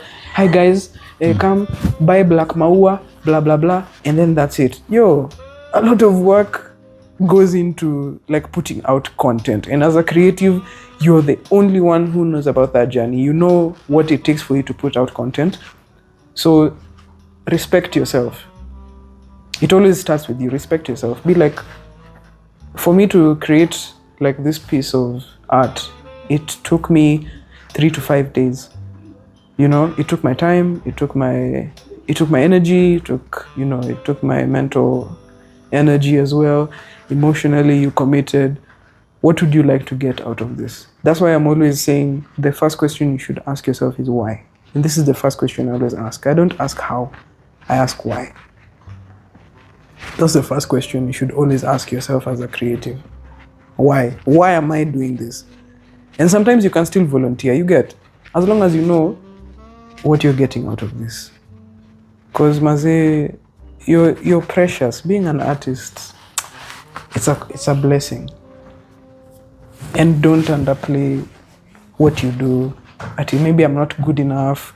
Maybe I shouldn't ask for money. I have to be a certain level. You're going to pay for that dearly. Just believe in yourself, man. Believe in your craft and say that this is worth this and I'm going to get this. Period. You know? Yes, exposure. Sema ni kitu mbaya. Exposure ni kitu fit. But kuna ile exposure yenye maybe someone anakuambia kwa hii exposure ati anajua Kenya anaenda ku get from you is like kuna value yenye anataka from you. Na get maybe ako clear with that. They just want your services maybe for free. Wewe pia unadai do. Kila ndai wasanii wanataka do, kila mtu anataka do. But I think pia inaenda kwa ile yenye kishajijua. Mimi sisi sema tumekuwa na magigs like exposure ama nini. Oh, for real? Sijakuwa na magigs kama hizo. Walai. You never had exposure gigs? I think vitu zote zenye nimekuwa nikiendanga in the creative, like I would say I've been creating with people. I haven't been going to places ku seek exposure. I'm also exposure ni. Even for me, Kenya na do mimi nasema nilianza kutoka kama filmmaker, to say and Kenya nilianza nayo mostly the kind of work, the first film that I did. Yeah. Ndio. For me ndio langu ready, I just najua Kenya na dai kudu. And then hiyo kitu moja tu venye nilionanga, nilijua tu kitu yenye like sijui so many things about film. Na get. So for me then the next film yenye tulidoing, I've been doing collaboration too. na collabo. So imekonga tu ni ile yenyewe. I feel like for me imekonga tu hiyo kubuild hiyo community. Back then sikuwa naweza kuijua. I feel like if I would have been aware about the kind of community hiyo nini, but the things I was doing, even I wasn't aware of it. Juu ningekuwa aware, I would have been more intentional. I've been more intentional about it. So sikuanga ule msee, useni nimekuanga ni introvert. Ni ule msee wa mimi napiga mahesabu zangu. Nishapiga mahesabu zangu. I call nani tunaenda tunapiga hiyo project. So like just working as a producer. I have an idea. I know nani anaweza do hivi, nini, and then I collect our say to nani. So that's how I've been doing my work as a filmmaker. Hadi to the last project yenye tulido. So sijai kwa ile ama msama ita ama someone just called me na akaniambia, hey bro, naweza taka kunini before nini. I think nimekonga tu nigijiduia ama I've never been, sijai put myself out there as maybe as a cinematographer ama nini. Sorry, but then me sijai put out there like me, I'm just an artist. I'm just an all-rounded guy kwa hii. I'm just a creative. Ma filmmaker, an artist. Hizi vitu na engage nayo. So nile yenyewe msee mwenye ananijua. Natajua nani nakujua za cinematographer. So atakuwa ananipick tu. Na nabonga na mimi. Yeah. So nile juu mimi mostly parts kwa kinitanga njoo Max. Tebuka. Kuna hii project. Shout out to him. Yeah, so mimi nakuja tu napiga tu behind the scenes like nakuja ku-watch juu I'm still learning. So me for me ni exposure ya kukuja ku-learn juu sijui shit. So so for you had the why. Ni exposure like you're like I'm going here because I want to gain. Juu najua ni kitu yenye napenda. So for me hadi si ati like your why uwezi atajua by the way. Back then I didn't know that's my why. When I get but this is what ilikuwa nani drive kenye inanileta karibu na hii story. Niko nataka tu kupenda storytelling, filming. Then when I joined campus, nilikuwa nasakanga tu hiyo classes zilikuwa naenda ilikuwa boring. Why got nataka I was like what the fuck is this? So the first orientation actually I saw some guy while doing some play, some act, drama tu was like kuna penye nataka kuenda hawasi wanafanya kitu fiti because walifanya play nyingine Kenya during orientation. That's msanii anaitwa nani?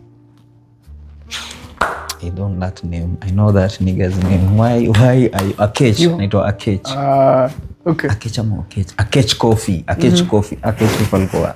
Me for me I'll say kuna tu venye alinspire venye alikuwa na act nini. I was like man, this is something I would love to be in. And then Prats nalikuanga the chairman. And then I was like after shafanyio kitu sa Prats nakuja akabonga akasema we are the drama club and what not.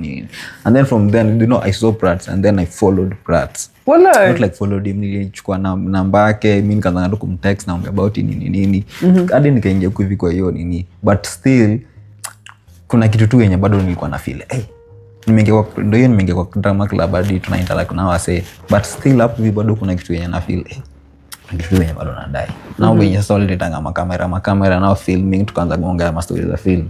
Now I got excited. So hapo ndo nilikuwa nataka I need us to be in a camera. I'm so record nini. I'm not a stage guy check hizo ma performance nini. So but it's more traditional dances. Prats by the way told me alikuwa hizo vitu zilikuwa ni bo. He loves those dances. He told me. Yeah, but right now I'll say I was just lost. I wasn't really connected to my culture back then. I was very like nilikuwa najua Kenya nadai ile art nini but sikuwa najua why am I drawn to this thing. Is when I went to now life happened in 2022 everything, then I'm like I had to start nikaanza kuangalia back.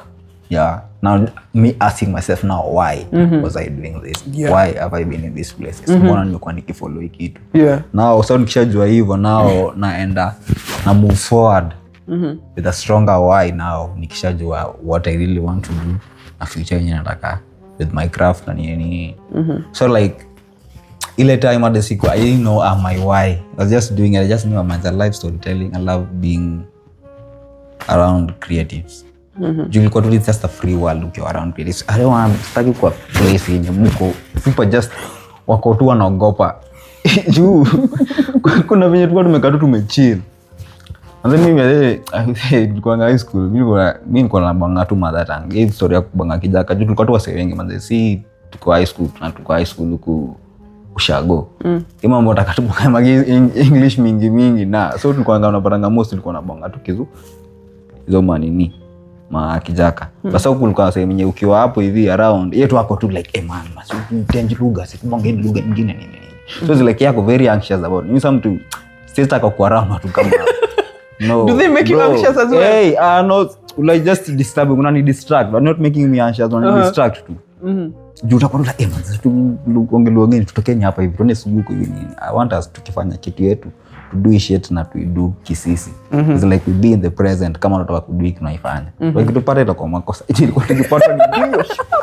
So that time yenye head boy tulikuwa tunafanya head boy plan hapo hivi.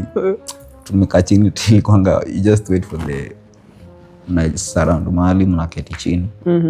Na tuketi chini just talking somewhere and then head boy sana approach kuja kuambia sijui nini maybe.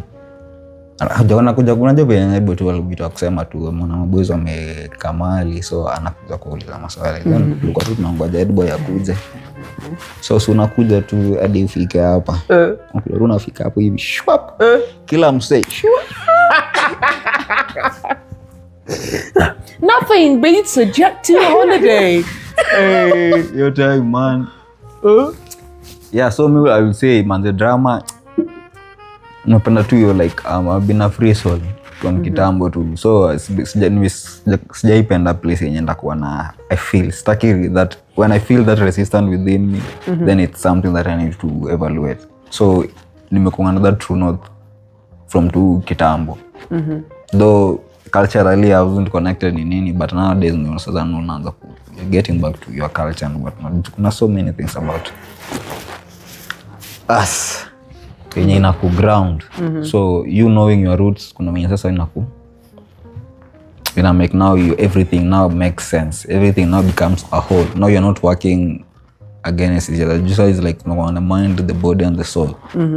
The body, the mind is just now controlling the body. The body, the soul is not. Do you feel like the soul inafaa kuwa ina Guide. With the intuition. Yeah. Ina guide. And then the body, the mind inaona. The mind sitakuja tu na ideas. Mind is always generating ideas, just coming up with conversation. And it's logical. Yeah. That's why it asks so many questions. Yeah, so anyway, you listen to your heart. Listen to your heart. I don't know if there's a song like that, but anyway. So for me manze hiyo I think sijai kwa ile exposure zimekuwa nikiananga ile yenye mimi ndo nataka tu. Ile ni mimi kuja afu nikirealize ni mbaya kwangu pia naachana nayo. But I feel like the viewers can actually attest to this at this point. You can see how grounded and how self-aware you've been from a young age. Thank you. Nini wale the kids tukisema ati sijui let's go play game kwa PS or the cyber cafe or whatever. Utakuwa like maze me I'm going home. And then you just walk out and go maze. Unaona? And like your pressure ya showing up, needing to have money to show up. Now you're there hanging maze, you can't carry your own weight. You're the one who's being told, oh yeah bro, see, you go bring shore. Let's shore sweat. Staki to my ego. Actually my ego can't allow me to do that. So that's why my ego just bro usika kwa hiyo sako. My ego inataka kwenye mimi. Bro, hata nakwambia mimi. Go bring Sandra nini an Oris. Bro najua tu sina ndo lakini hiyo ni Sandra. Sandra ni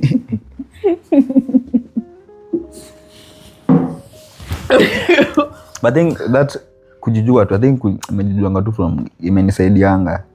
It's helpful. The more najijua, the more tu inakusaidia. It's helpful, maze. For me, I wasn't always like that, but I wasn't always this cool. When I was growing up, I would always try to fit in. I always felt like I needed to behave a certain way. I needed to talk a certain way. I need to say things in a certain way so that I can be accepted, you know?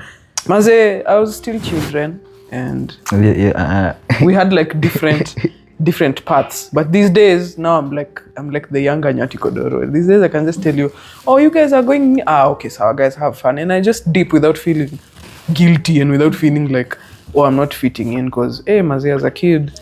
And then I moved around schools a lot. Today, actually, I did see one of the schools I attended. I went to Woodley, Sitam Woodley, for, I think maybe 2 years, yeah. By the time I was in primary, how many school did you attend? Hey, bro, I've moved around. But I came to Sitam. Sitam is the school I came to when I came back from the States. Yeah, Sitam. So and you then were studying in the States. Huko pia ulikuwa unasoma kwa shule. Yeah. So ukuja huku kaingia Sitam. I came to Sitam, and then I also went to Juja Preparatory as well. So I was moving around a lot. I'm not sure why, actually. That's a very good question that I'm not going to ask my mother. But you know, hadi me hadi nikirudi back kuna somewhere yenye nikwambia I wrote. Actually moved my childhood, I really moved around a lot. To Kenya. You said so. You went to Nax, you went to... You know something? I was reading an article. I didn't know reason yenye nilikuwa nimetumia ile nini ya Substack leo. Substack have some. And then you know we have some Kenyan writers on Substack. We do. Yeah. Amazing writers. Shout out to them. And you need to be on Substack. If you're a writer or you're a reader, be on Substack. So kuna msanii nilipata na kitu fulani hapo hivi ilikuwa na bwanga to personal taste. How you develop your personal taste. So kuna venye the way as we move in life, kuna some things that you made, kuna some people that you made, kuna some movies that you watch, kuna some art that you consume, kuna some books that you read. And you don't normally ask yourself why you consume this content. Yeah. Ile point I was just going through life, najua mimi nataka kufanya film nini, but I didn't know why. Again. Yeah. So there is always this thing. So it's like there's always something in you that is longing. It's trying to tell you, Ju, ukiconsume a movie, now go back and watch it again. Why are you watching it? Yeah. Why are you drawn to it? Word. Ukienda kuangalia vizuri, to be like there's a part of you that is trying to tell you something. And you need to really open and listen and be present so that you can pick it up. Yeah, because why me hadi hiki tulikuwa nafanya penda na Pratt sana. Just recommending movies. I'm like, Pratt, watch a movie, like atakuwa like, you know, ati movie ilikuwa kwa list yangu. Hadi nilikuwa nimesema ni watch. The same angeniambia kitu ya just be saying like, man bro, hii movie nafaa ku watch. So ili ndio ilikuwa tu conversation yetu. So we were drawn into this thing yenye hata ujuangi. So like nowadays when I look back kwa hii yenye niko ndo nakuanga tu like kitu ina make sense. Now you can connect the dots for like pananga tu art. This is the kind of music that I want to listen to. Because most people will say yeah venye nimegrow, but easy vitu zote zina build zina kubuild as an individual, zina kudevelop, zinaleta hiyo like nani yako na taste. Ukiwa tu nani mwanzo sikiza tu music ya nani kusema nani nga taste like hadi kuna time flani nilikuwa na recommend ya music hadi akasema nani uko na taste, like this kwanga wewe but mimi najonga tu, so you know hadi hizo vitu unakwanga like yenyewe nilikuwa tu nikisikizanga music kama hizi. So it's like now you become unaanza tu kwa wewe juu kuna tu watu wengine mtu anaanza kuwa na taste fulani hata ajuangi wana get, but when you become aware about it kuna tu venye unaanza kuli more intentional because unasema tuna living it, just going through life, reacting to things. The moment you start to now live your life being present, kuna tu vitu zenye una meeting hiyo which is so amazing. Just notice the simple things in life zenye zinaku wow tu yani spark tu. So May is it May or is it June? Men's Mental Health Awareness Month. Inakuanga May. It was May. Oh, May is Mental Health Awareness Month, and then June is Men's Mental Health Awareness Month. So, as a creative, May. Pause. May is. Hey, sorry. Pause. May is like it's an internationally recognized day by the American Association. It's International Mental Health Day. Yeah, like May is like Mental Health Awareness Month for everybody. Okay. And then June is specifically for men. Okay. Just like Nivea for men. Is there for women? I have no idea. There's no that mental nini for women. Okay, I don't know. I don't know. I don't know, guys. I don't know. But I feel like, let me Google that right now. We're not going to leave things hanging like this. Men's mental health awareness. Women's mental. For men it's June. For men it's June. Ooh, you have received. Jinaonanga tu for women nakuanga tu muli give birth Mother's Day. I feel like women are, as I'm Googling that, I feel like women are more vocal about mental health as compared to men. That's why there has to be like a whole month dedicated to men, because mental health and men, maze, is something for we women, need to... Women are very vocal about it. Yeah, they're like, women are more emotionally vocal. You get, as compared to men, the society is still learning how to create a fair platform where men can express themselves without getting ridiculed. You know? Like, it's still work in progress. Is there a mental health awareness month for baddies? And while not an entire month is dedicated to women's mental health, May is Mental Health Awareness Month. So there is no month dedicated to women's mental health. But there is a whole month dedicated to men's mental health, which shows you that the world is trying to get men to feel safe. And yeah, so May this year, I did a mental health series on my TikTok, and it was all about, it was all about just like sharing information about mental health and whatnot, and just sharing my experience, and also showing up for myself for a whole month in terms of consistency and posting and advocating for mental health. So as a creative, lack thereof of finances really affects me, because I'm not able to get the things. I'm not able to get the tools and the equipments that help me put out my art, you get. So, like, in seasons where like I'm having like a dry financial season, those are the times you find that my creativity is not as active.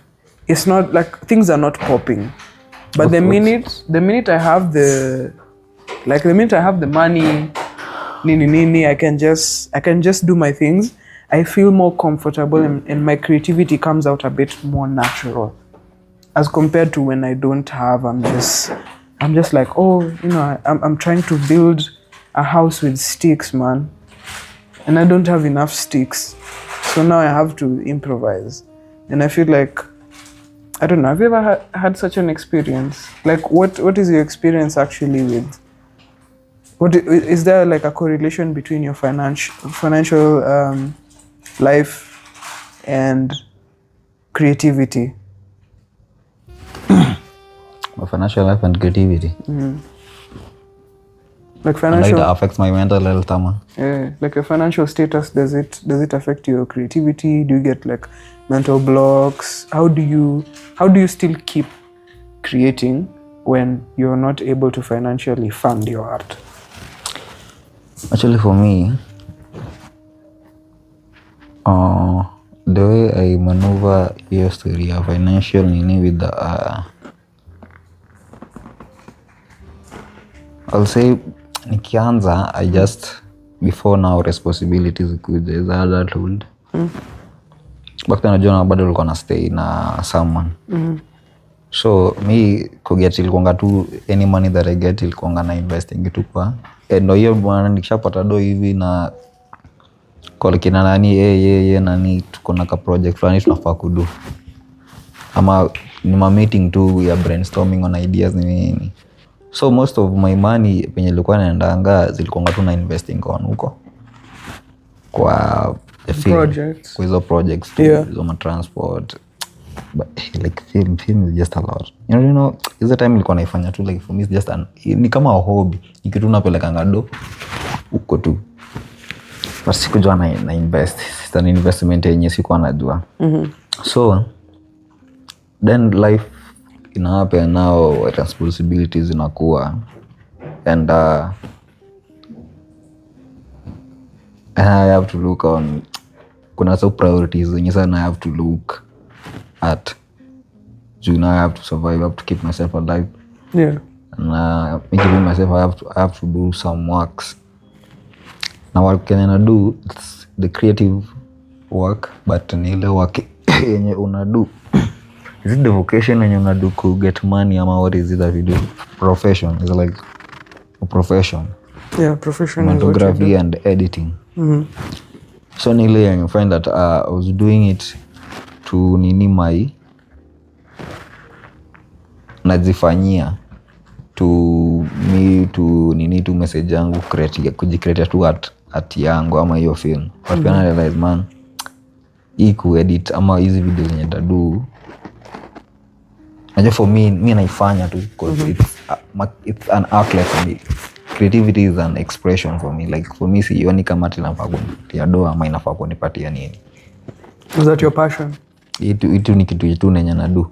But I know right now is like I'm being intentional about now investing on the art ndo sasa ikuje inipatie do in the future. It's like now being intentional about it making money for me.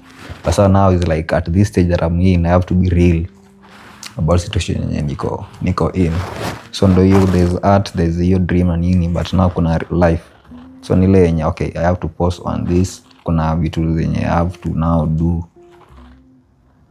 as I bora tu like ile nisi forget ile like forgetting the dream ndo sasa like I don't certain can make your dream on nini like can meiacha nayo. Ile inakuanga pale, but now priorities zimechange. Yeah. So kuna hizi zenye lazima tumalize kwanza juu back then ilikuanga begi kuja tu ni tuende film. You had like one thing kupiga nini but right now kuna rent, kuna hizi ma responsibilities mingi na the economy yenye tuko, kuna vitu mingi tunafaitia. Hizi responsibilities zimenifanya kukuja I can do art. Like for me to art, me bado na do. But now see do for the people. Who are you doing it for? Doing it for me. You're doing it like for you. It's for me. I realize that if I haven't been doing the creative work that I've been doing, I think ningekuwa mtu. I don't know. I think creativity means idea. Like me, I would say I just live as a creative. Has it saved your life? It has really saved my mental health, I will say. When I get jile moment time, there's a lot of things in life when you're not going to realize, and you get angry about so many things, but hey man, I can't change this, but kuna kitu yenye naweza do saizi. Just create art for now because I'm sharpening my tools, perfecting my art. Ile moment yenye watu watakuja kuicheki. Now me doing for me as an artist ni ile now nimeleta wase now kuja kuona kwa hiyo world now. I get needed like nikiona sasa make it now for me ile vision ni nimeleta wase wakakuja kuwatch your art. I've had like an art gallery, kuna show yenye kuja wase done an exhibition yenye wase kuja kuona my work and nini. Naona, but for now sina pressure ya kufanya vitu kama hizo juu najua situation yenye niko art. Because I'm also trying to find your system, your balance through life and work and creativity to this art. Okay. So for now I will say I think nile yenye najua situation yenye niko financially, najua vitu zenye nadai, so tu ni kuwa na priorities. I think ina keep from squandering. That's really interesting. Thank you for sharing. And one of the solutions I believe that creatives and artists we can have generally is actually sharing our rate cards. Like being open about how much you're paid for certain gigs. Because if you look up on, like, just on a general browser, let's say you're using DuckDuckGo, you go ahead and just ask, how much is an influencer in Kenya paid today? There's only one conclusive answer, and it's the first result that will come up. And it's going to give you a very outrageous range. So this means the data they got from a certain number of people was very, like, wanasema the lowest influencer in Kenya is paid 136,000 Kenya shillings. The lowest. Yeah. So the people they surveyed were definitely from that's but me shamanga hivyo manze, in this like creatives manze, I feel like as a creative stuff I could feel about being an influencer and my business is kunini. I feel like hii moment ya creatives wanafaa kujua who they are. Like hii story ya sijui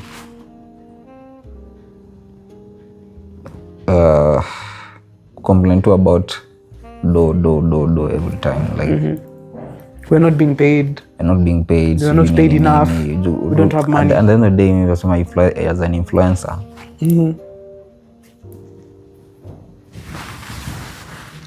Value gani yenye juu unapatanga wase wengi wenye wana complain ati value yenye anapatiana I make sense. You just have the numbers, because in Kenya maybe some years I would say this man, kuna ma influencers ndio ni influencer ndio, but what are you influencing?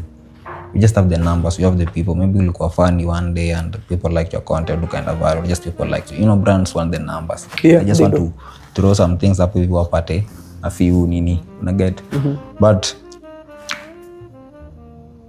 you as an influencer una ile voice ni ile tu yenye so wanajua kona namba, alafu wanajua una trend saizi. They will look for you at that moment. Hiyo rate card yako yenye utakuwa unasema hiyo ndo atakupatia leo moment, but kuna ile moment yenye sasa ikifika time nyingine na hiyo rate card yako na huwezi kupatiwa. But I feel like kuna ufauku ule msemo yenye you are an influencer, if you are a lifestyle influencer ama wewe ni influencer yenye do you have to have a niche, like kuna kitu fulani yenye una stand for. Me like as an influencer maybe kuna kitu una advocate for and you really doing that. And the brands that should reach out to you ni wase wenye pia wako around your niche. Kama you are someone who do content on African spirituality and history of Africa nini, look, kuna tu wenye wase wataku like brands that wenye wana gravitate towards such kind of content wataku look. Ama hata kama sivyo watajua there is this psychography ama wenye wase kujua the target, whoever they are targeting. So for influencers wenye their audience iko very like mse mwenye amebuild audience yake on value, like mse mimi na kufollow juu ya value unanipatia, si atufollow juu nadhani make me funny nini ama nini. Anakufollow for the value. So hata kitu yenyewe influencer kisema you are willing to buy for the people who are going to buy, but you see what not buy again. But kuna watu watakuwa sema hii Kenya sana ana nini naweza taka ku try. But unapata watu wengine ni msemenye you don't even have the numbers. Okay, uko na numbers, but whatever you are doing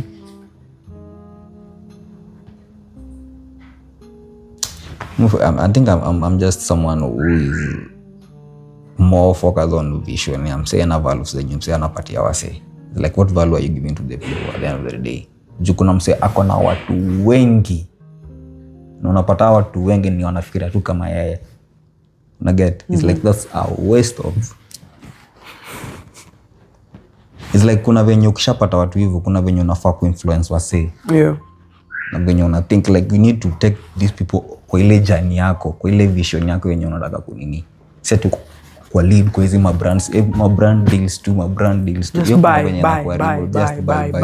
Like selling so much to people is Anze tunajua hizi vitu like unajua we are the audience. Unajua we are Gen Z. Unaget this generation do market. Unaget now we see the bullshit. Na sasa kama pia wewe ni generation yetu tunataka kutuletea bullshit zingine, we just know. Unaget we need to think of ways za ku build communities. I community yako utapata ma businesses zenye ziko interested in whatever you are doing and they will be able to invest in that nini. But napata process wanataka kukuwa na brands mingi zenye zinawapatia tu do. Instead of just having ile yenye msemenye. But hizi za mingi zikujanga mara moja.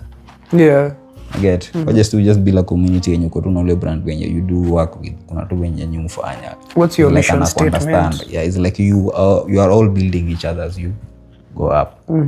Get sile yenye wewe ndo una build mse umebaki hapo. Washakutumia wanaenda. Get make the brand that I can work with, I can grow with. Get si attitude tumekufanyia kazi na umeenda hivyo. Yeah, do no. It's not all. Kuna do pia na ile do utaona value yenye mtu anakupatia kwa hiyo do yenye unaitisha. It's not always about the money. Nataka kujiweka hapo hivi kasi hizo kupatia hiyo value. Juu I know kuna time yenye ndapatia na value fit na kuna do yenye nikitisha utanipatia.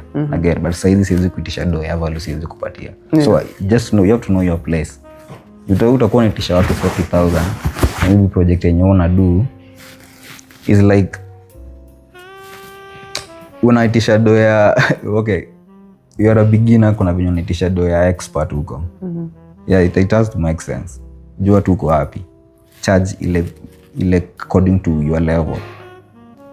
Where like you're charge at. according to your level. Grow like una grow na level yako. Si unapata do mingi. Unapanga mara once hivi kwa haribu akili. I feel like growing with brands ama growing you knowing yourself as you move through life na kusaidia. So like today Mazi, we've really opened up. Today we've opened up. What's one financial truth you're willing to leave the people with today? What's one financial truth you're willing to share? Yeah, one financial truth ni like historia do ni kitu lazima ujikalishe chini kiwewe.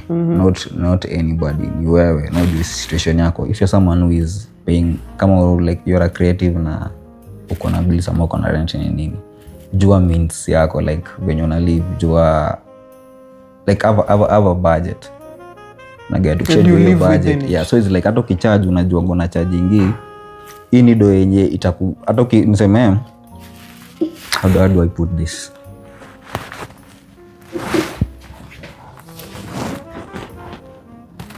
I think charge it according to your level. Charge mse ile do expensive na maybe you can't deliver that. Yeah. So charge tu ile kitu yenye unaweza deliver and you grow. So the more unaenda ukianza kupiga content quality venye unaendelea, the more people pia wanakusaka. The more people recommend you to other people. Really, I think ni hiyo tu. Yeah, I'd also tell you guys something along those lines, like just live within your means, and it's okay to say no to certain things, because time is something that you cannot buy, and once like it's past, maze, time has just gone, maze. So you find you're betraying yourself by putting yourself in some situations where you're not even comfortable. You're just there for the aesthetics and to tell people like, oh, I was at da, but you really didn't even want to be there. So just take small steps and gradually live within your means. I know it can be easier said than done, but like you said, the people you surround yourself with, they actually like they accelerate like they accelerate like your journey and whatnot. They either accelerate or they deter and kind of like derail you. So it's all up to you. If your circle if it's in the right track and you guys are talking about certain things that are growth related, then that's good. But if your circle is just all about undoing and taking 4 steps back, man. You just need to evaluate yourself. It's all about you, on how you present yourself. Just knowing where to place people in your lives as well. Don't mix friends. Don't mix friends. That's why you have specific friends for specific things. Know where to place people, because that can really show you some dust, mazi. Yo. Yeah, kuwa tu real, mazi, usijidanganya. Kauna do. And it can be very sensitive to talk about. But si ati kauna do umechill. Lazima grind, mazi. Like me, I feel like seti do watu wana do. Ile tu ujui kenye uko nayo yenye unaweza provideana like value to someone. Like you really know what you have and then know how you can convert that to money ama value. Juu people, money is an exchange for is a tool of exchange, ndio? Yeah, it is. A tool of exchange. So ni value gani unapatiana? Juu that value will equate to the money that you get. Yeah. So unaweza patia na value ya worth 10 billions, utapata tu hiyo 10 billion. Yeah. Right now, kama unaweza patia na hiyo value. Na saizi nao pia ina depend. Huwezi kuwa unataka hiyo 10 billion and you can't make value yenye ina amount to that. Exactly. So we equate value to the money. And so this week, if like money is a very sensitive topic for you, like a small step you can take is, number 1, tracking your expenses. You can just have like 1 page and just write down the day. You start with that. Today's you just start on the day that you want to start. Just write it down. Monday, Tuesday, Wednesday, Thursday, Friday, a whole week down, and just write, like, leave slots for expenses and just try it out for a week and see how that goes. You know, you can also do this on your M-Pesa app. Yeah, you can track your expenses. You can always label them.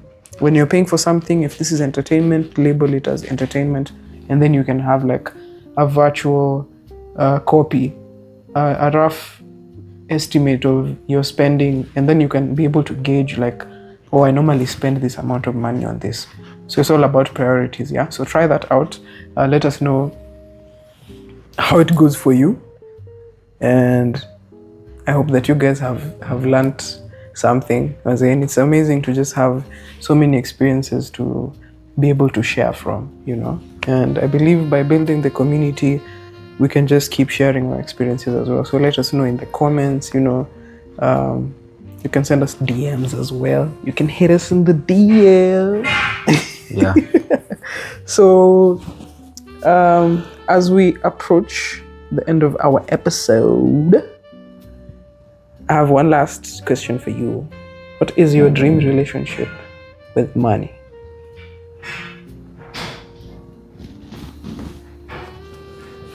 What is your dream relationship with money? Like, what do you want from, like, money? Do you want to have, like, a lot of money? Do you want it to get you convenience? Do you just want to, like, what's your dream relationship with money?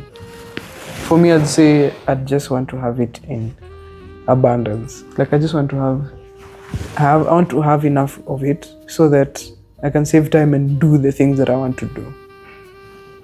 So I just want to have, like, a